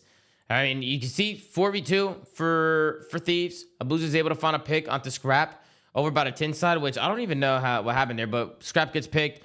And then you see kind of what happens next. I thought Paco hitting mid-cut here by himself was faded. I mean, your teammate just died B-side, just died tin side. He's running through mid-cut by himself, and he gets picked by 04. And then you can kind of see how the rest of this round plays out. You got one guy trying to make a play through mid-cut. It's Neum, and then they know the guy backed up. Like, FaZe knows that they're separated here. And they see blood. And then 04, he ends up running at this guy, gets him tagged up. I actually thought Abuza was going to get this kill and it was going to be a 2v1, but he gets traded out, becomes a 1v1 situation. And then again, like these are the plays that I just think 04, he's just been playing really well, man. This was a good situation from him, 1v1, going up against Neum. Going to jump the corner, gets tagged up, and instead of overchallenge, he just plays his life. Runs around in a circle, is able to get out of there, and then Neum left by himself. He's going to try and get the bomb down. Actually, he doesn't even go for the bomb down. He tries looking for 04, but with a final second there, 04 is able to get the 2v4. It just seemed a little off from LA Thieves today, especially in the surge. Well, hold on. First back up. Did Abuza wallbang scrap through the middle of the map in the P2? Unless the minimap is fucked. I'm pretty sure that's how it killed him. Did he wallbang him or did he just shoot him? I think he just killed him, Ben. I think he was just on the head glitch. Like Ernie was challenging it from the head glitch. I was confused. Okay. Yeah, I think Abuza found a pick from mid and was able to kill Ernie 10, like head glitching 10, and then it was a 3v2. Then Paco did, in my opinion, but the biggest troll was Paco hitting mid-cut. Yeah, Paco. And then I also think in a 2v2 situation, was Paco trying to get the trade on Abuza? Was that what it was? And then he jumped up. I don't know. So, but I was fucking brain dead though. Yeah. Well, it's not brain dead if the two of them, if they force the trades though. No, it's brain. I mean, they should run at him together. If they're gonna trade, they should do it together, Ben. Like if Paco went with his teammate who was also mid, it could have been good. But he's just trying to push way too early before anyone could be near him. But that's what I'm saying though. It's like if you're gonna do it, at least do it together. Like he took a single. Yeah, they should have done this together. He should have Paco should either back up with number 4, and they should just rotate back and play as a team, or number 4 should just go with him and do something with him. Right? Like him hitting this by himself is crazy. Like this the fact we're even thinking about analyzing specific plays that happen within this, bro. You just got 2 picks to start around. How like map control is literally meaningless at that point. Just back the hell up, group up, go somewhere, outnumber him, the round's over. Yeah. I don't this is something too, and I'm gonna speak a little bit from my previous years as coaching too. I've struggled to get teams and players to buy in on that for whatever reason. It's almost like the new age, new school way of things. It's like I got a good position. I know I have the advantage on a player. I'm still gonna take this fight. But it's COD, bro. You'll lose some of these fights sometimes. Like they're never guarantees per se. Yeah. Like to me, and maybe it's old school brain in my ways, but like when I used to play Search, back in when dinosaurs were still around, if we had a 4-on-2 advantage, we were backing the hell up. We were like, screw map control. Let's just go somewhere together. Make sure we trade kills efficiently, and we have like thought process of where we want to go. It wasn't like we're just gonna blindly go somewhere. It was like, where can we go in a way that we're guaranteed a trade, where we don't get picked apart. But it seems like it's not kind of a thought process anymore in some cases, which you see. I mean, we saw a good amount of 2v4s today. Am I crazy? I feel like we've seen at least 3 or 4 today. Yeah, people do dumb shit. They just overchow. They try and make a play when they don't need to make a play. There's a lot of it just comes down to overconfidence. So like you just put a nail on the head, right? It's like everyone's like, okay, I'm in a good spot. I'm not gonna back down. And like I'm why? gonna Like, is it more guaranteed to take a fit? Like, even if it's an 80-20 fight, is it more of a guarantee not to just back up and play together? To guarantee give up the map. That's what S&D kids do really well. You'll see them just all back up the fucking spawn, group up, and then re-clear the entire map. Like it's just a smarter way to play. Yeah. Donnie, you got anything you want to add? I don't know if you were able to watch this series, Don. But if you have anything you want to add, I tried to watch it. I kept looking up because they have like a monitor over the thing, but yeah. I mean, it's pretty much what you guys said. I mean, looking at the stats, Scrappy fried. I've been saying Scrappy's frying. There's really me. There's no way to even fix the Thieves because there's so much money invested in the Paco, so much money invested in the Abizi. You just drop Neil again. It's chalk. They're fucking chalked. I'm not gonna lie. They're absolutely positively chalked. They're not chalked. They're not chalked. They're still in the tournament, and they just fucking fried the team they played. I want them to do good, but they're chalked. They're chalked. I don't think so. I don't think they're chalked. No, they're in a bad spot though. If you what think, do you mean? Like you think they can win? That's what I'm saying. I don't think they can win. But wait, hold on. They're chalked to their standards. What? I got top 6 on the Thieves. I got insta dropped. We want to get top 6. Don's. I went 4-1, got top 6, got insta drop. So damn, Don, like that. I mean, Don's correct in the fact that this team their standards, they're chalked. They're not winning shit with this team. It's massively underperforming the talent on this team. This is a team we talked about this before that on paper should be making a clean run to winners finals. And yeah, you're not going to win every event, but they should be getting minimum top 3 with the talent. And they've just underperformed to their marks so bad all year. Yeah. Can we not agree that the roster they have is good enough to win? Yes. Like, is that something On where paper, on paper, Not, right, not okay, on with paper, the yeah, play yeah. styles. Not Correct. with the With, play with, styles. with That the was my way concern they're coming going into the about things season right now, with we, them. we can all agree that things aren't going the way they should be for the team that they have. So it just comes down to like a realization you need to have and go back behind the scenes as a team and just trying to figure out and hash out and actually all agree on how to go about this the right way so they can start playing the game and winning. Yeah, but, like, I the thought game that in a decent happened way. I think they online have over already, the, Ray. like, I the think they last have couple. because I think Wait, they hold have on. already. Hold 'cause on. Shane- Hold on.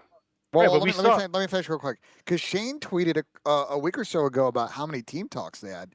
So I think, Ray, I think they've already really gone down that rabbit hole, and for whatever reason, they reverted today. Well, it's only been like two. Like, let's just agree. It was last weekend's matches and this week, right? So it's been 2 weeks. Am I crazy, Sam? Wasn't it last week where we started seeing them play? Yeah, it was the last two Yeah, matches, G2 right. and So whoever it's else. like playing it's well. still a recent. Like Mid. this kind of mentality switch isn't gonna like work itself perfectly like in a day. Like, it's gonna take time.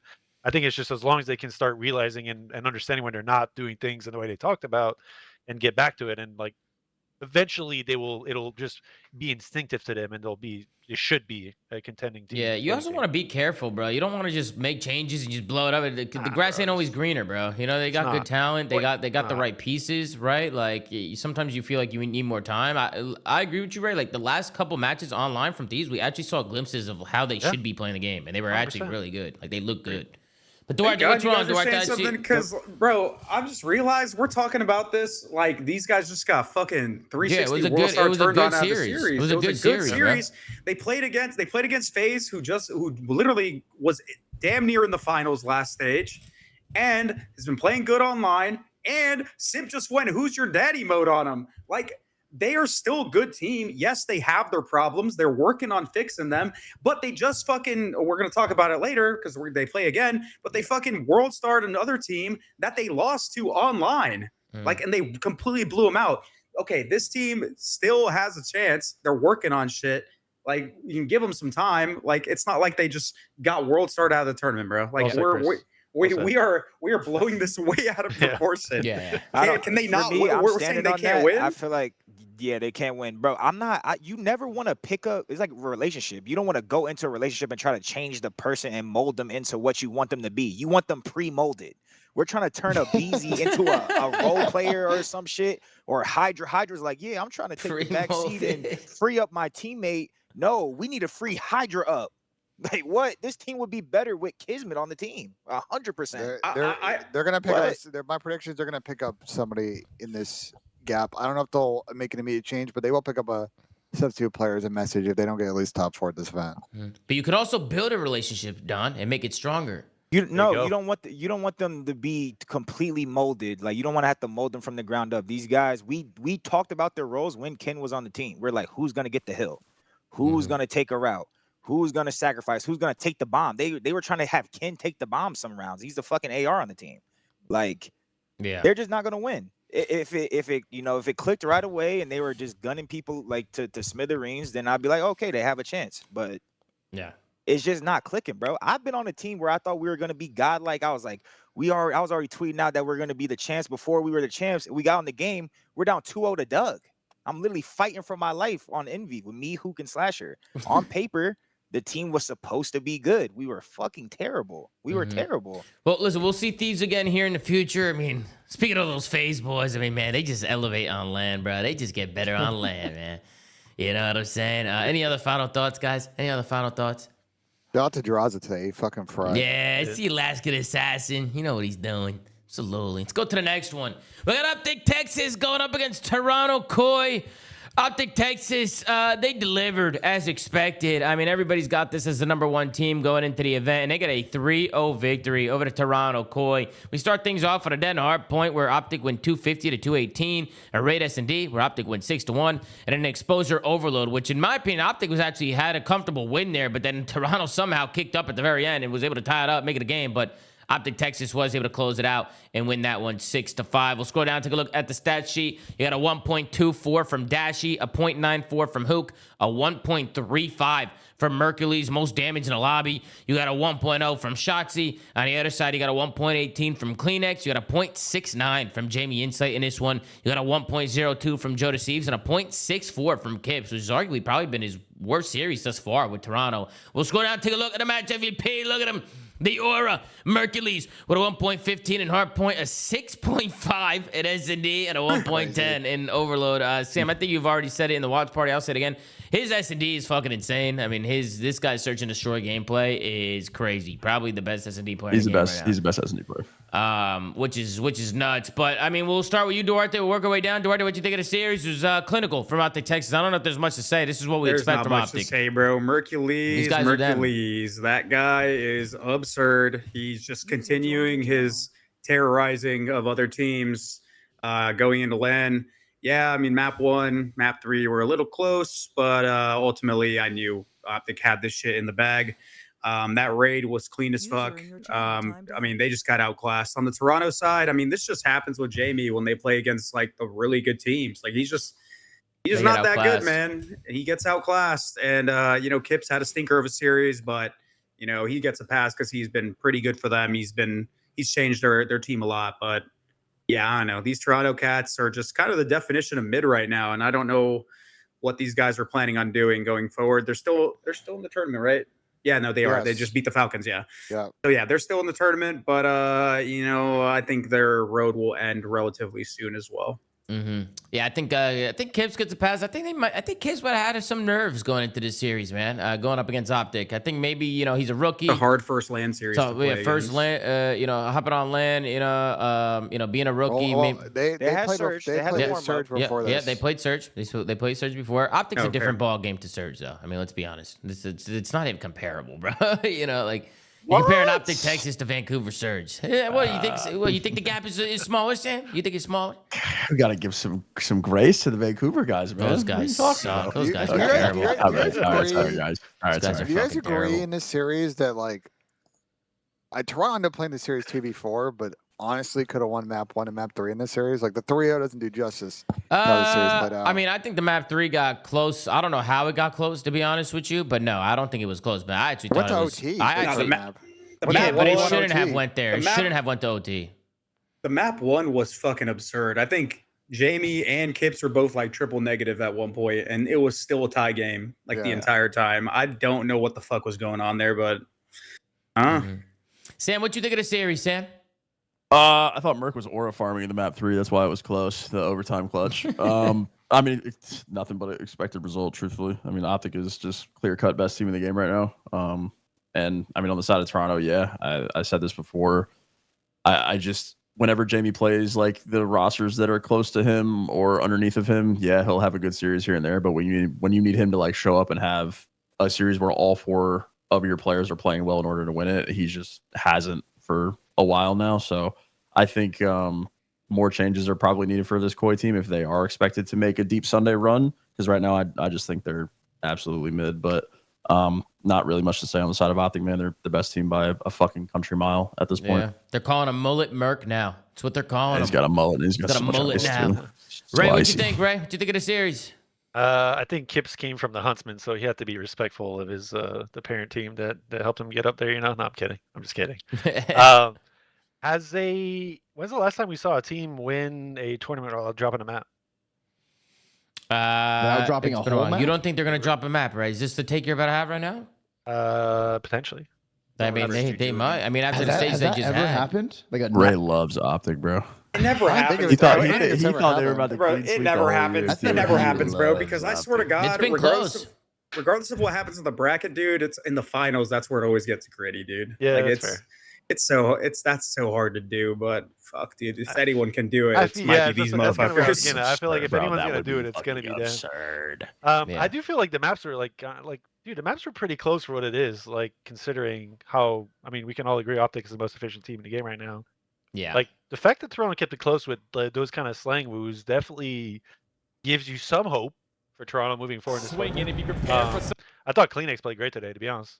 Yeah. I think we've all been kind of like, at least on last week's show, we were talking about how Inside's been having issues, and then people were saying, CleanX is the second guy in line, whatever. Like CleanX played really good today. I felt like collectively we saw some pop-offs from basically everyone in certain moments. So I think I'm not giving up on them just yet for the rest of the weekend. I think the problem is that they played a loser to FaZe Gelmate match, which you'd have to argue right now. You'd probably give the up to whatever team comes out of that match. Yeah. But yeah, I don't know. It's a tough one, man. Like for Toronto, I think tomorrow will tell a lot. I feel like if this team has a good place in this major, then they probably try and stick it out and work through their kinks. But we talked a lot about last week about where their issues lied, and I think I still stand by that, to be honest. How they go about things.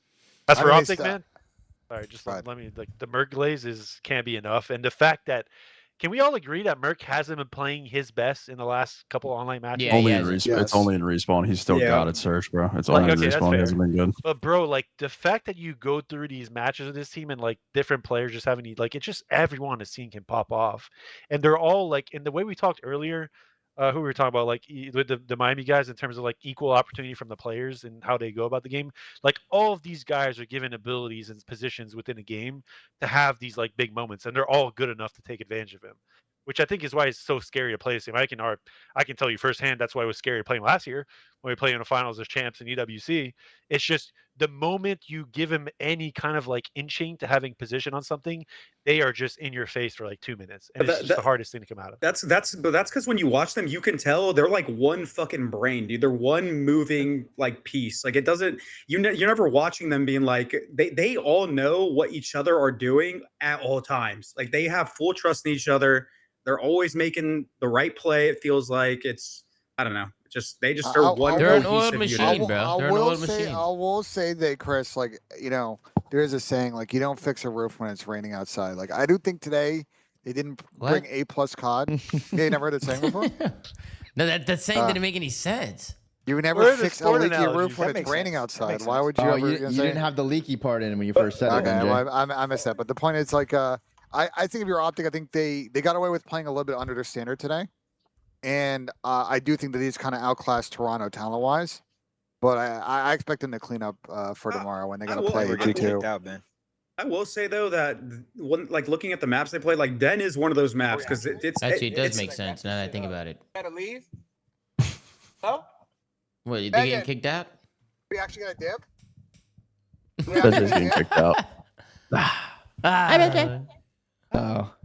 This is where the W it's like when they kicked us out the club, Tom. It's like when they kicked us out. They kicked us out, dude. They kicked us out. They said you have 5 minutes or we're throwing you out. I guess it does make sense. You don't fix a roof when it's raining outside, right? I guess that does make sense. Is that what he said?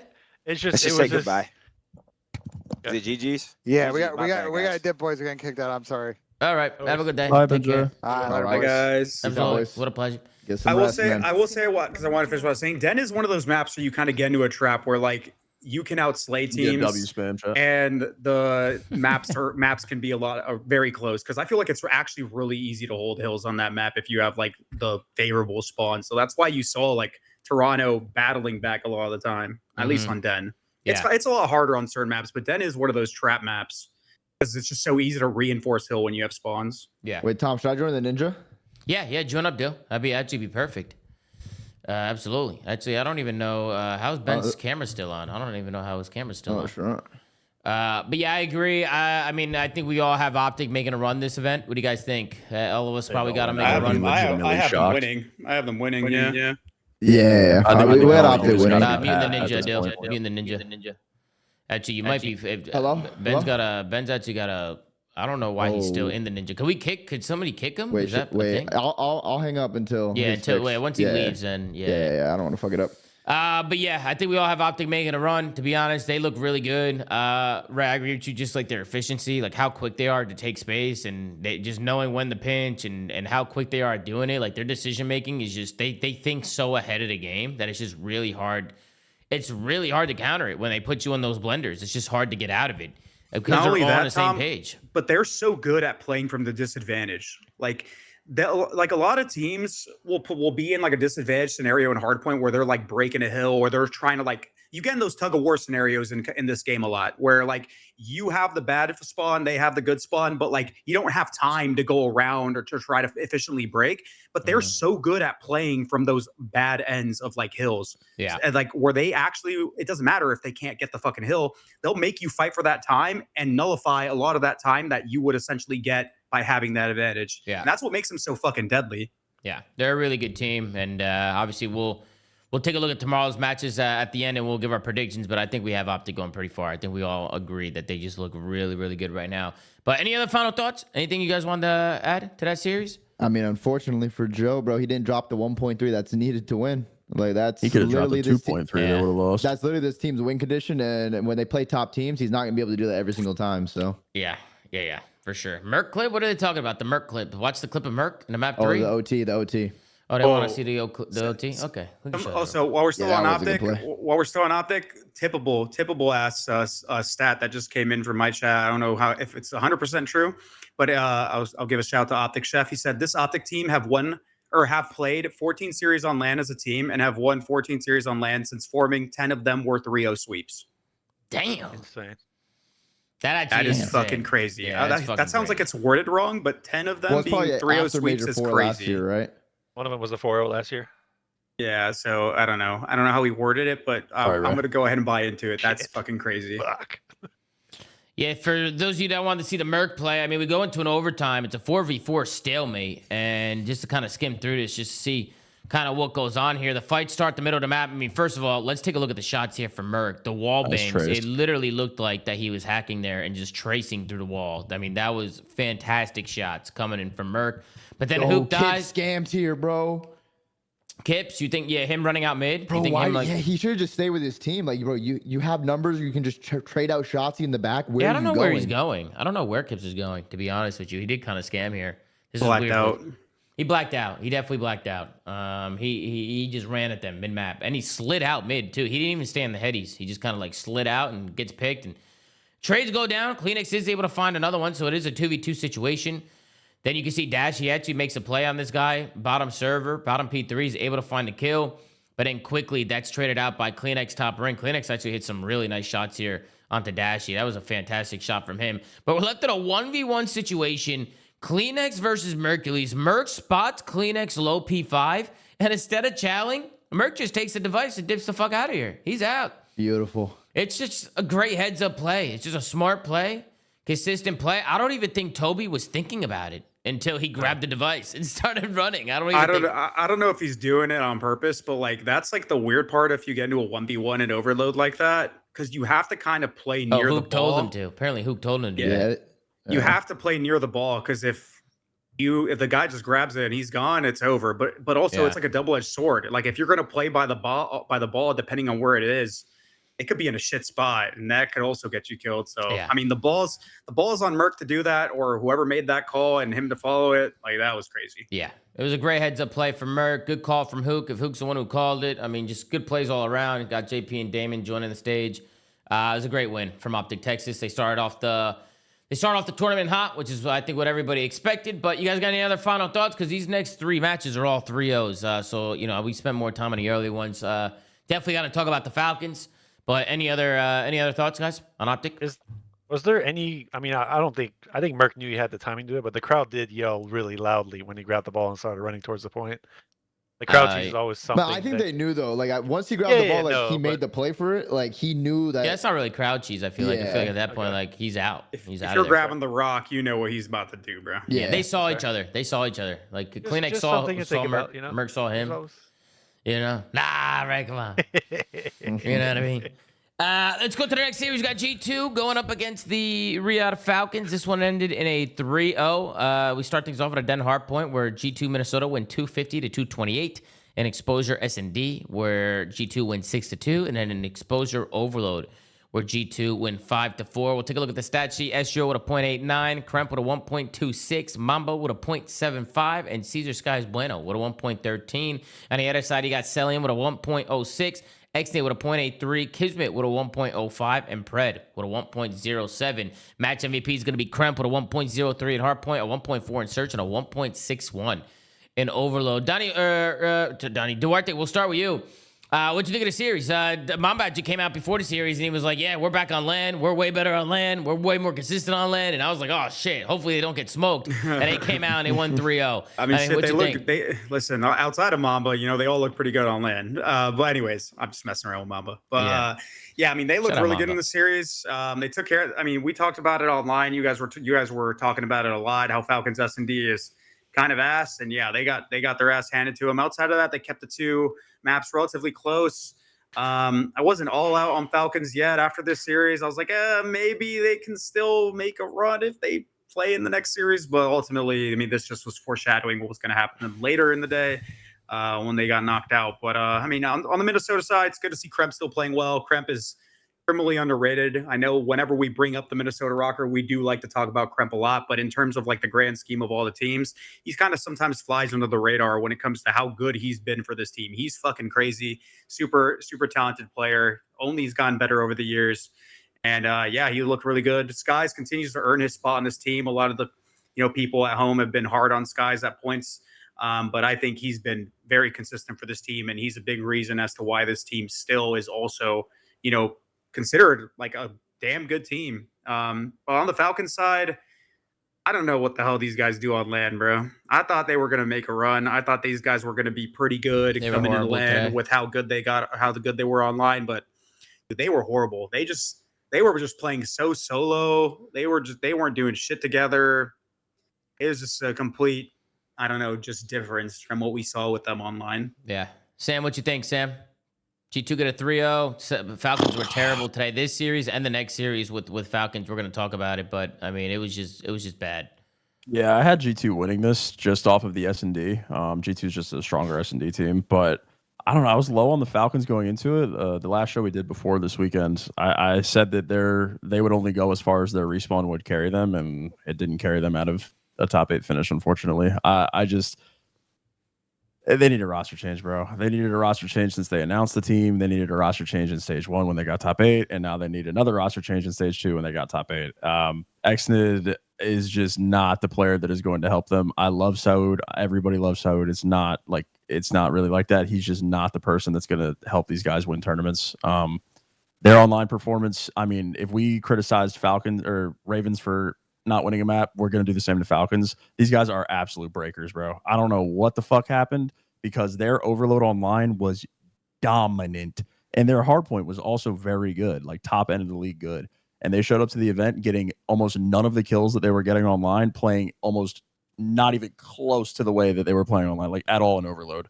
So listen, man, I love Xnid, but the way that this team wins is move kids to a sub and find somebody that is going to get kills in a consistent way. And please, for the love of God, find a sniper. Bring in QK. He snipes in S&D too. I cannot watch this team not snipe in S&D anymore, bro. The only way that you are going to be a consistent search and destroy threat is to have someone on your team that can snipe. Everybody will abuse you if you do not. Like, you could do whatever you want with almost no threat of getting picked in this game if you're not a sniping threat, and Falcons are not one. So these guys need to figure it out, bro. I think QK could be good, but if QK gets on this team, Celium's going to have to step up his fucking pace, bro. Because if you guys have watched Challengers, QK, very consistent, great on the stats, but he's definitely a baiter. So I don't know how that guy should not be on this team, because this team has 2 baiters, and they need someone that's going to run the fuck down. I mean, I still think it's worth a try. Like, maybe see how it goes. Sure, yeah, I agree. But they need a roster change. They do. Yeah. Mm-hmm. What about you, Ray? You on board with a roster change here, or you think the coach in me is never going to be on board with a roster change when a team's been progressing like they have? I will agree. Like, top 8 to top 8 ain't progressing. No, I feel you. Trust me. Like, I get LAN is kind of, tournaments are where it happens, right? Like, we can't like close our eyes on the fact that they've struggled about majors. I feel like going to major 1, we saw like some up and down respawn. Search was kind of lackluster still, but the respawn was like kind of showing progress, and then they obviously didn't do well. Going to major 2, I feel like we saw clear progress as the major went on. Like, we were all gassing Xnid last week. Like, we were all having these moments where we were high on how they were going about things. Their overload has looked incredible going to the event. Like, it's so hard to base from a person who's a coach who's been in the league. I would have a hard time basing strictly off these matches we saw. Like, if they've been struggling behind the scenes in scrims and having issues there, then yeah, okay, like let's reassess, figure out where we can get improved. But I feel like their matches have shown the different story than what we're talking about here. Like, they've shown to be better. Clearly today, where it matters. Yeah, no, I mean, clearly they didn't show up, right? Like, they had, I mean, you could almost argue, I mean, it sucks to say, but you could say they had an off day. Not saying that's the case, or it's hard for us to figure out from an outside perspective. But Ray, you're sugarcoating the shit out of this, man. I love you, I do, but you're sugarcoating the fuck out of this right now. But I hate it. Like, they're the only team. They're the only team this stage who beat OpTic. They No. sacrificed That was everything that they was a had. They Fugazi hired an series, Etsy though. witch to beat them because they haven't won a fucking map since. Wait, right. I would agree with you if they had like better team that they lost to today, but they lost to two teams who like aren't anything special. They got 3-0'd by Rocker, which may be a top 4, top 5 team. Okay. Then they get 3-0'd by Toronto, who's another mid-pack team, and it wasn't even necessarily close either series. Like that's why I think this team needs to make a change because they're losing to the mid-pack teams bad, not winning a map on land. So that goes to show like their system is completely screwed up, and they do need to make a change. Here's what I will say to what you said. I feel like they have not performed. They did not play to what they have played out online in terms of their system standpoint. Like what we saw today was not even close to what they were doing online. Yeah, they're flying around by themselves. Just like do it, it like was, just there it's was so no individual. teamwork. They didn't look cohesive. There was no like whatever system they were accomplishing online did not look anything like that today. It went out the window. That's where my problem is with it. And I get what you guys are saying. Trust me, I understand the stance of a team change and whatnot. Like you can throw a fix on it, maybe to like that things change for the better. But in terms of like just purely talking from a performance standpoint today, they just did not perform in the way they're capable of performing. So it's, for me personally, just looking at it, it's hard to like say just immediately go to the team change, like slam the whatever blow it up button you guys bring up. Because you're a good guy, Ray. You want to see them progress and get better, but they've showed us twice on that they drop the ball when they get here, unfortunately. And online COD, it sucks that we have to base all of our opinions on online COD. I get it. But they got exposed again. Another major where they lose to mid-pack teams and don't even win a map. Then let me throw this back at you then. In that sense, do you feel like if you guys are calling you guys are saying Kiz to sub and then Ixon's out and you bring someone else in? They should do that. I don't know Okay, so is everyone saying that on the show right now? I would agree with that. I've been saying since when they first formed this team that Kiz should be a sub. Yeah, I definitely think they got to switch something up, right? Okay, I mean, so if you go on that end, let's say whoever brings in like QK is the name that keeps coming up. Is that where we're going with the pickup? He's more than likely because he's on the Falcons Academy and he's in the office every day, so he already has chemistry with these players. I mean, chemistry with these players. That's. Well, no, they want him. The owners are going to want him on the team. They want Saudi representation. Okay, like but I wouldn't say they're going to chemistry want with him. the players. They're just they're acquainted, but they haven't. Yeah, played they together. know each other though. Regardless, more so where I'm going with this is like, do you feel like this is instantly making them better tomorrow to a point where when they show up to the next LAN, whatever progress they've made is going to be immediately put into the game where this team is for sure going to be better? I think their S&D instantly gets better because they get a sniper instantly, and then I think they can work on their respawn. And if they have Kiz on a sub, 99 Kiz come out again. That's usually his best when he is playing like that for the team.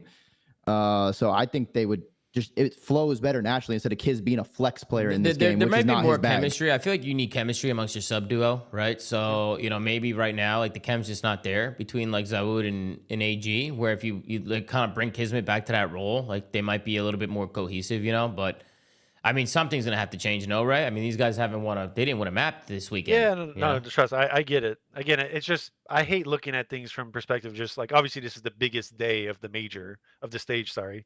Like they everything you've done online accumulated into this is your moment to shine, and they clearly didn't. But I always have a hard time just reacting. Yeah, we don't know the whole story behind scenes, but just looking at that from a standpoint, I don't know if I've seen it's fair specifically enough. That's just I think we all understand. I would look at it from the perspective of the coach and the person involved. That's me my stance on it. Yeah, I mean, it's not always blow it up in these camps, right? Like they try and figure it out in other ways. I mean, I completely get that. That's what they did stage 1 though, and we were all on board with that. Like after their Major 1 performance, we were like, oh, like this team is just going to go home and like get better. None of us said that they should make roster changes. I mean, I was of the opinion they should have, but and Respawn Online, absolutely. I think that they have made absolutely no improvement in S&D whatsoever as a team. That's fair. But at Respawn, yeah, absolutely. They were fucking unbelievable. Right. But this is also a recurring problem where Major 1, they show up and completely drop the ball. Exton does not play well on LAN. Their whole system or whatever, they don't play together whatsoever. Like they have vocalized these things about their team. This isn't just us sitting up here just saying shit. Like they have said in interviews, their problems as a team is playing together and consistency in S&D. And none of that happened over the weekend.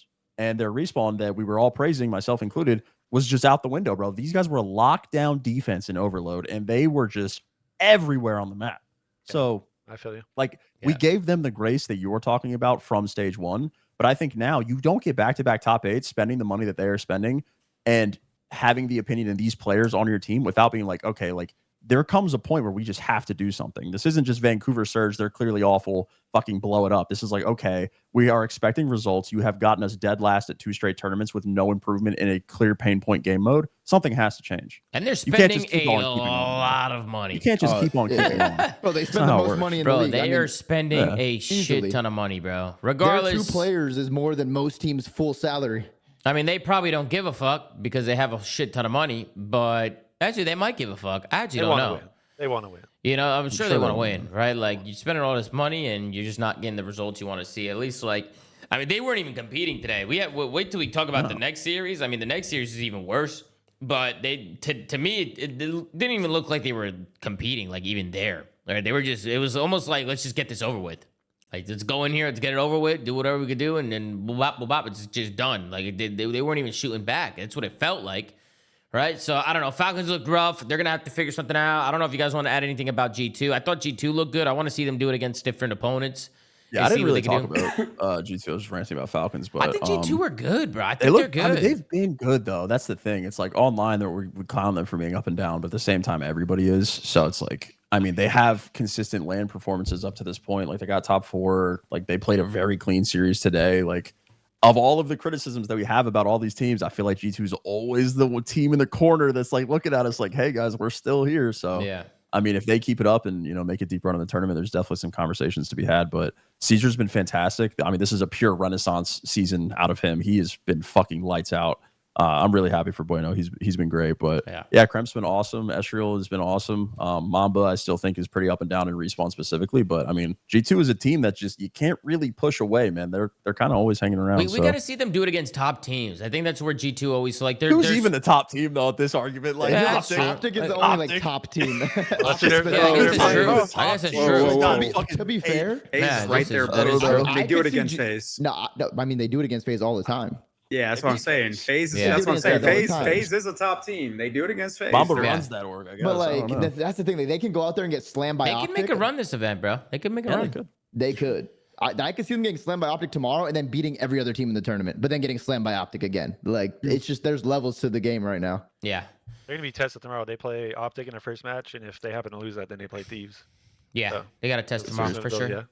Speaking of Thieves, we got the LA Thieves going up against Miami Heretics. This one was a 3-0 as well. I know we talked a lot about Miami, but, we talked about Thieves and talked about some of the struggles that they had, and then they come out and they take down Miami 3-0, which was, I think this was a really good win for them. We've been gassing up Miami a lot going into the series, and this one wasn't really close at all. We start things off at a Den Hardpoint. Thieves win 250-141.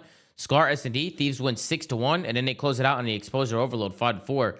A quick 3-0 here. And we also got our first red carpet of the day coming in from Miami. You got a 0.71 from Metals, a 0.92 from Rencor, a 0.89 from Super, and a 0.69 from Drakes. On the other side, it's all green. You got a 1.21 from Hydra, a 1.13 from Neum, a 1.3 from Scrap, and a 1.4 coming in from Tyler Abizi. We'll scroll down. Would you look at that? A good series out of the subs, Tom. Yep, a good series. Oop, my bad. Just switched to the wrong scene.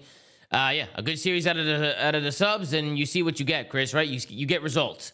You got a Beezy, match MVP, a 1.89 in Hardpoint, a 0.75 in Search, and a 1.10 in Overload. Smoke ever thrown in the history of the CDL. Yes, there were 2 smokes thrown from LA Thieves on the first Hardpoint. Granted, it was an accident, but do you make an accident twice? You know what I mean? It's just kind of crazy that they threw 2 of them. And one of them actually helped him break a hill. Helped him break a P3. I mean, they literally smoked out Trakes and Dojo, and he couldn't see his lane anymore. And they just ran through it and fucking killed him. It was kind of crazy. But so they're going to have to talk about that. I don't know what the GH is talking about when it comes to the smokes. But I thought these looked better this series, right? This is the things that we're talking about with these. Is like sometimes they come out and, they play the game the right way, and they look a lot better. And this was one of those series. Again, I think Miami, we talked a lot about Miami, but, I mean, they continue to struggle. Dale, we'll start with you. I mean, what you think of the series? I mean, this is definitely a good bounce back for Thieves. They needed a series like this after, they lost the close one to FaZe. Miami, though, I don't know what happened. If they got checked from everything that happened to them today, playing Gentlemates right after they played a series. Abizi's throwing a godlike smoke to break P3. And some people were saying, like, Trakes was trying to one-way it, but no, in Respawn, he has like they have to run through that little hallway to try to break the Dojo Hill.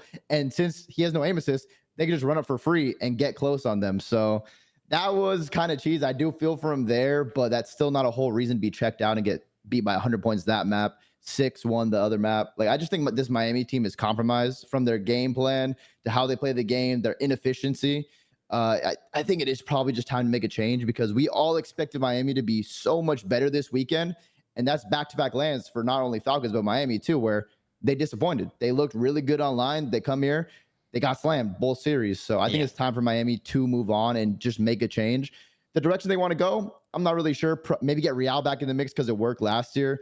But Thieves, they're still in it. They're still fighting. Let's see if they can make a run because this is a really big moment for Thieves. If Thieves win this match tomorrow, they can do something. But if they lose it, everyone's going to want Thieves to make a change again. And that's when it gets real weird because, like, 3 of those players you just don't drop because of their names. And then Neem's been playing well, too, so you can't really blame him.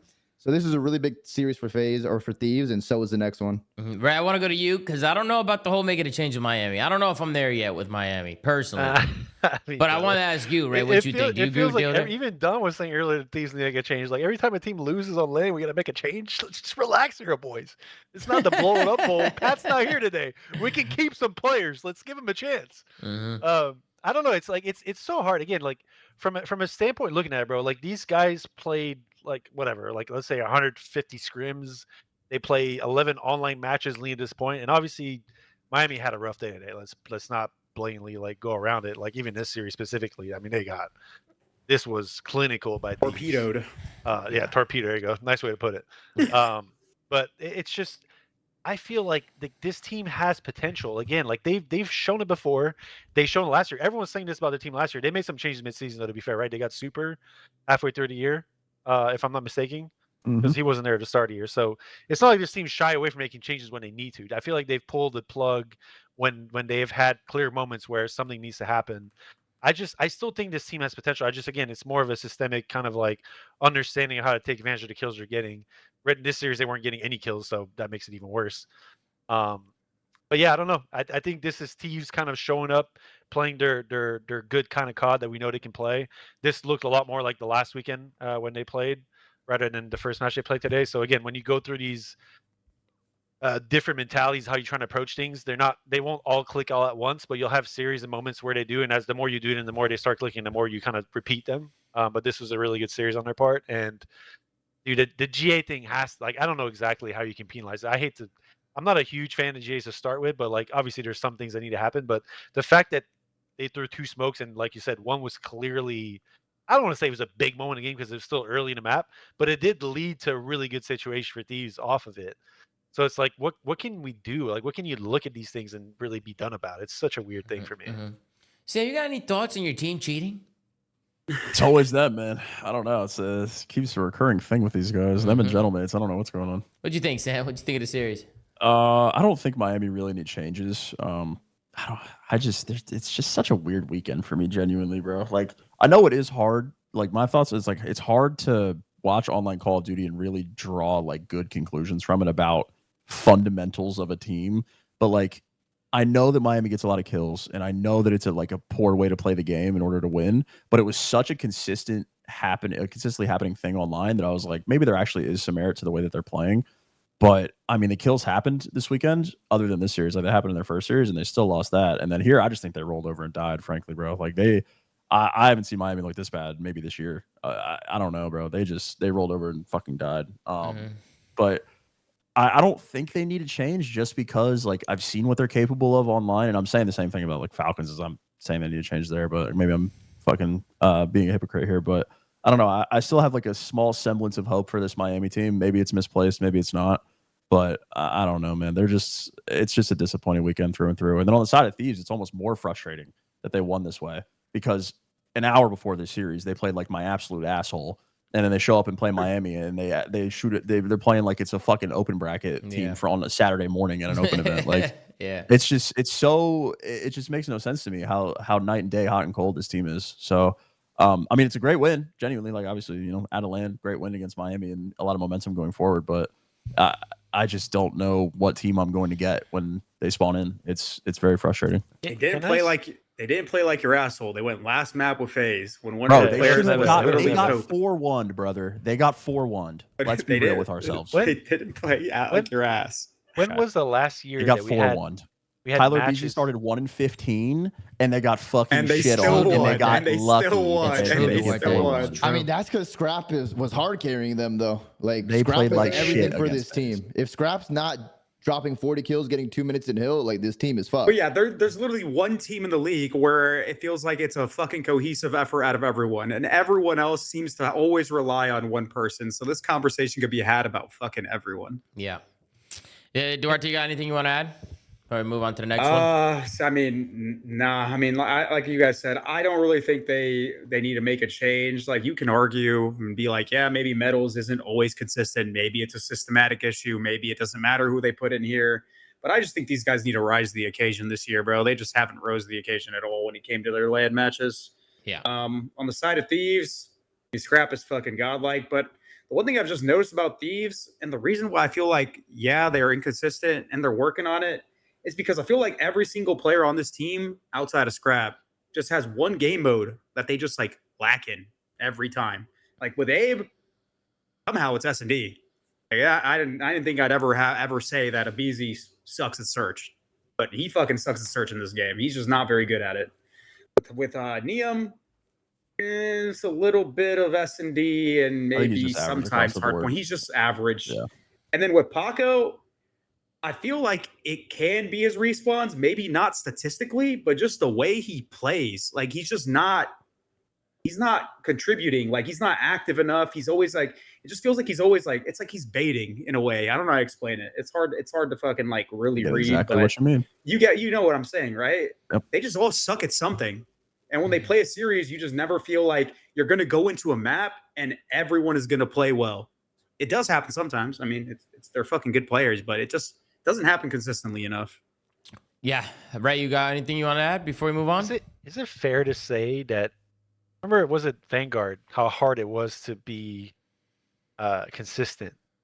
I don't know. Vanguard was pretty easy to be consistent. I mean, yeah, shut up. I mean, until at the end of the year it was. Wait, you had What was the 0-5 and then you won champs. Yeah, what about the first three We events? got consistent at the end.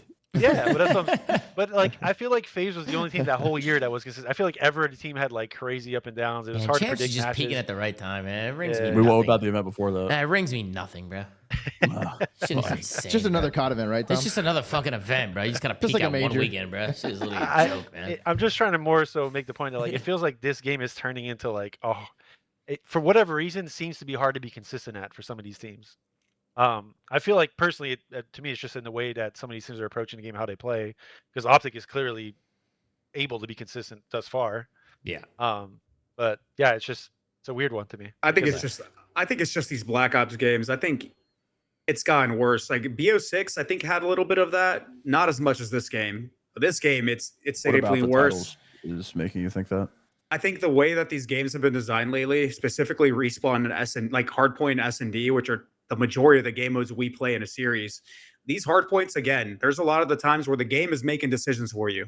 You don't have the grace of like always making the perfect player, always taking the route. You get into a lot of tug of war, just fucking face smashing, unpredictable. Let's hope we win the trades. Like And then spawn you into a S&D, situation where you have to go trade. You have to just go forward and Yeah. face smash. Yeah. And then search is the same. It's like there's not a lot of depth to these maps. Like, so you're running into a lot of rounds where it's just blind counters. It's just people. It's either just teams are either just sitting in the spawn waiting for something to happen, or they're just flying at a bomb site and getting trades. And I feel like a lot of that is the reason why this happens. And I don't know why or how. OpTic are pretty much the only team right now that have it figured out, but they do. They work pace. so off of each other. It's all It's pace. so weird, dude. All pace. Yep, let's move on to the last series of the day. We got Toronto Koi going up against the Riyadh Falcons, and this is where I'm saying bro, I don't have much to say on the last one. I don't think the Falcons are even competing in this one. They looked done before it even started. Toronto with a 3-0 victory over the Falcons, knocked the Falcons out of the tournament. Start things off on Exposure Hardpoint, near 100-point club, 250 to 104. Colossus S&D 6-2, and an Exposure Overload 5-2. I'm expecting a red carpet here as well. And yes, there it is, ladies and gentlemen. It's a red carpet for the Falcons. Is this the first series MC's gone negative on LAN in like a really long time? I think his first tournament, right? Yeah, first event. Yeah. Yeah, did he go negative at the event? I don't know. Wow, I that's don't kind of remember crazy. his stat line from the Celian with a first- 0.96. You have Exnit with a 0.65. Kismet with a 0.71. And Pred with a 0.76. On the other side, it's all positive. You got a 1.11 from Kips, a 1.19 from Kleenex, a 1.33 from Insight, and a 1.63 from Joe to C. He's probably going to be your match MVP as well. They got no MVP since the last match, but I'm sure it's Joe D. Most damage in the lobby, a 1.63. I mean, that is fantastic work from him.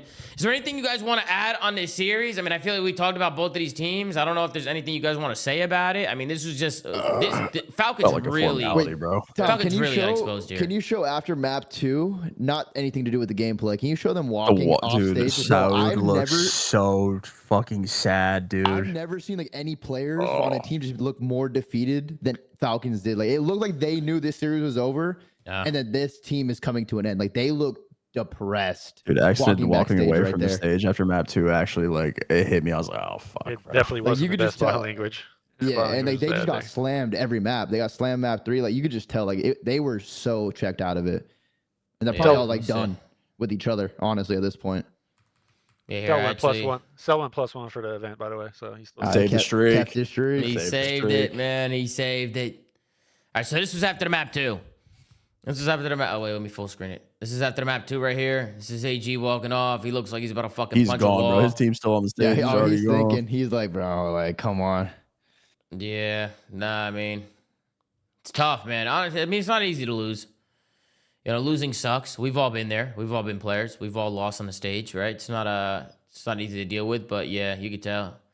The amount of frustration in their faces is at least the first two. Exited fucking Toronto's Fred. behind him. Joe's just laughing. Joe's He's just smiling. chilling. Joe's all man. jolly. Ah, man, you know what I mean? But yeah, it was rough. I think even after the series, MC was laughing. I was like, yeah, this guy's making 800 that's grand. not good. He doesn't. Yeah, give he's a flying business class. He's horizontal on the way home. Yeah, he don't give a fuck.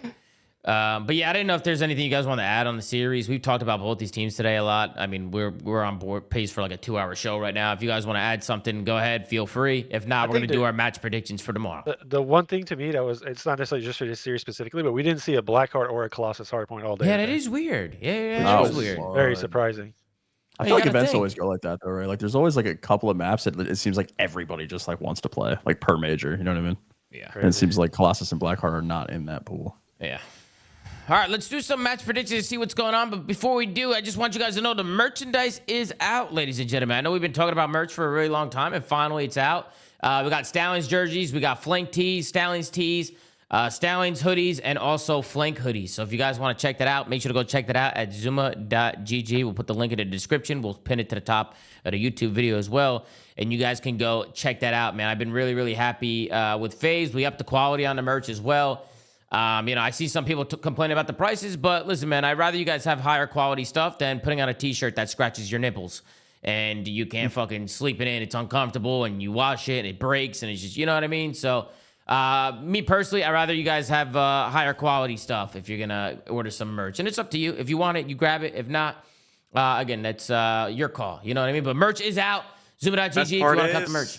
The best part is, Tom, that shit's out forever. It is It's out not- forever. It's not a temporary drop. So, hey, if you can't buy it now, buy it later down the line. Save up Absolutely. for it, bro. Absolutely. I like that, Duarte. Yeah, usually we do little drops, but we're actually doing an evergreen line, and yeah, we're keeping the merch live all year round. So it's yeah, the merch will always be live, man. So Zooma.gg for the merch. Make sure to go check it out. Yeah, man, and go cop some gear, man. Go get some Flank gear, some Stallions gear. The new jerseys being showcased this weekend, the new Stallions jersey. So make sure to check that out if you're interested. But let's take a look at matches tomorrow and see what's going on. We got the Paris Generates going up against FaZe Vegas, OpTic Texas going up against G2. Those are both your winners bracket matches. And then we got Toronto Koi, who will play the loser of FaZe in Paris. And then we got LA Thieves, who will play the loser of OpTic Texas and G2 Minnesota. We'll give our thoughts on the first two matches. We'll start things off. Paris Generates and FaZe Vegas. I'm going with FaZe. I just think FaZe gets better on LAN. I think they should have beat these guys on LAN at Major 1. I think they're coming for revenge. I'm going to go FaZe here. Duarte, who do you got? I got FaZe. Okay. Sam? FaZe. Rambo Ray? Do I keep the reverse cheese going? Nah, or you admitted do it I- now. It doesn't work like Yeah, that. it doesn't work. Yeah, Yeah, you my can't bad. announce it, That's Ray. fair. It was You the one and activated done. your Right? You trap can't card, announce Ray. it. Go FaZe. All right. Doing attach. FaZe. And we got OpTic Texas going up against G2 Minnesota. I mean, I got OpTic here. Does anybody not have OpTic here? I'd be shocked if anybody has a G2 I upset. have OpTic, but I think this is a very scary series. Do you? Has I think G2. G2 is going to get slammed. I think this is a weirdly close series tomorrow, but I have OpTic winning. Okay, we'll see. Everybody else, Ray, Dill, Duarte, you guys got OpTic? Green wall. I got OpTic. Green wall. Absolutely. And then, I mean, the other two series, we don't really know who's going to be there, so we can't really do predictions there. Well, we're all predicting. We're all predicting the same thing. We're all predicting the same thing. Shouldn't we do it?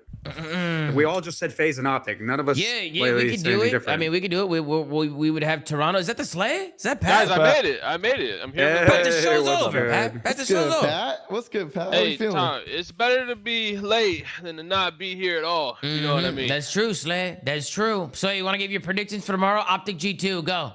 G2 game 5. Okay, FaZe Vegas Generates, go. FaZe game 5. Okay, and then we got LA Thieves potentially going up against G2. Who do you got? Thieves for sure 3-0. Okay, I actually got LA Thieves in that one as well if it gets there, because I think if G2 loses, they're just going to be coming off a loss, and I think Well, they're he would going have to lose. OpTic Thieves. Right. Either No, way, doesn't it Thieves. flip? Doesn't it flip, Sam? Oh, does it flip? I think the bracket flips. Okay. Yeah, OpTic will play. OpTic or G2 plays Thieves, and then FaZe Oh, Generals no, plays sorry. It Yeah, Toronto. because Pat has on OpTic Thieves. it shows on the graphic. Yeah, the OpTic G2 played Toronto and then FaZe. Oh yeah, or no, Pat sorry, no, does. it's Pat, yeah, flip, Pat flip, does. flip. Pat does have OpTic Thieves. Yeah. Pat has Oh, OpTic he's Thieves. picking Thieves. All right, Yeah, we're for good. sure. Pretty Oh, bad. easily. Oh, bro. My By bad. the way, My God. Thieves look phenomenal. By the Do way, they? that You reverse like sweep, that? don't even care, bro. They should have 3-0-3-0. They look phenomenal right now. What's in your mouth, bro? It's a beef jerky steak. Nice. Yeah, you're eating that meat stick. Yeah, chomps. Oh wait, those are fire. Those I are can't far. lie. Those are Those are far. fire. Like Thieves is about to be chomping on the competition all weekend long from here. By the way, I just want to say, Falcons flying all the way out to Birmingham not to win a map, embarrassing. Surge and Ravens, unlucky that you flew all the way there for a one and done. Heretics, wow, what a letdown! What a letdown! I really thought they were gonna make it far this weekend. They're out. See What ya. about OpTic, Pat? Nah, it was alright. It was alright win. Toronto hadn't woken up yet. Other than that, I mean, wow, we got a tournament, boys. Yes, we do, Slay. Yes, we do. We'll have you on the next 2 days, right, Slay? You'll be around the next 2 days. Yeah, of course. Friday's a little, Absolutely. I mean, we're running the flank at like 3 p.m. Like, you know what I mean? That's a little early. Yeah. I know it's Friday. I know it's a different time schedule right now. I've been up since 5 a.m. You know, it's been a day. But Duarte, Dale, Rambo, you guys want to add if it's LA Thieves and G2? Who you guys think is gonna win? Thieves. Thieves. You all got G2 getting bounced if they get I'm down going there. G2. You going G2, Dylan? I'm going G2. And then what if it's Toronto Koi going up against the Genomates? Who do you guys got? Gentlemen. Mates. I think I Wait, got the boy. Genomates as well. Now, but you have FaZe winning though, right? What? Like versus Gentlemates, don't you?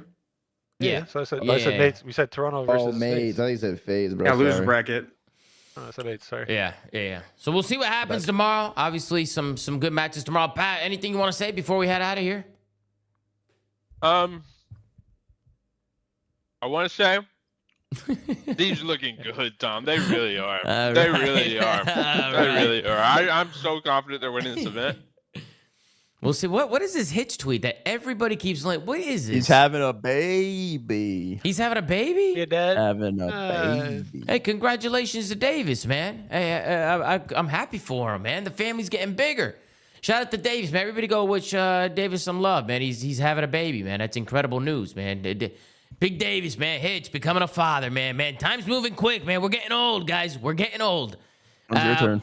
But shout out to Davis, man. I couldn't be more happier for Davis, bro. He's an amazing guy. He's gonna be a great dad, and I couldn't be happier for him, bro. So shout out to him, bro. I had no idea. Everybody was saying Davis tweet. I thought I was looking at his other tweets talking about like past CODs and stuff, and I'm like, what are they talking about? I didn't watch that video because obviously we're on the show, so I couldn't watch the video. But yeah, guys, go check out the video. But guys, that's gonna do it for us.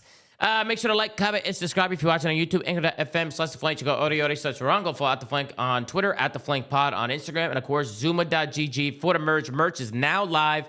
Go cop the merch. And yeah, guys, we'll see you guys tomorrow. Take care. Brush your hair, and we'll see you guys tomorrow on another episode of The Flank, man. Thank you guys for watching, man. Take it easy. Slowly. Fuck, Benj. Slowly, slay.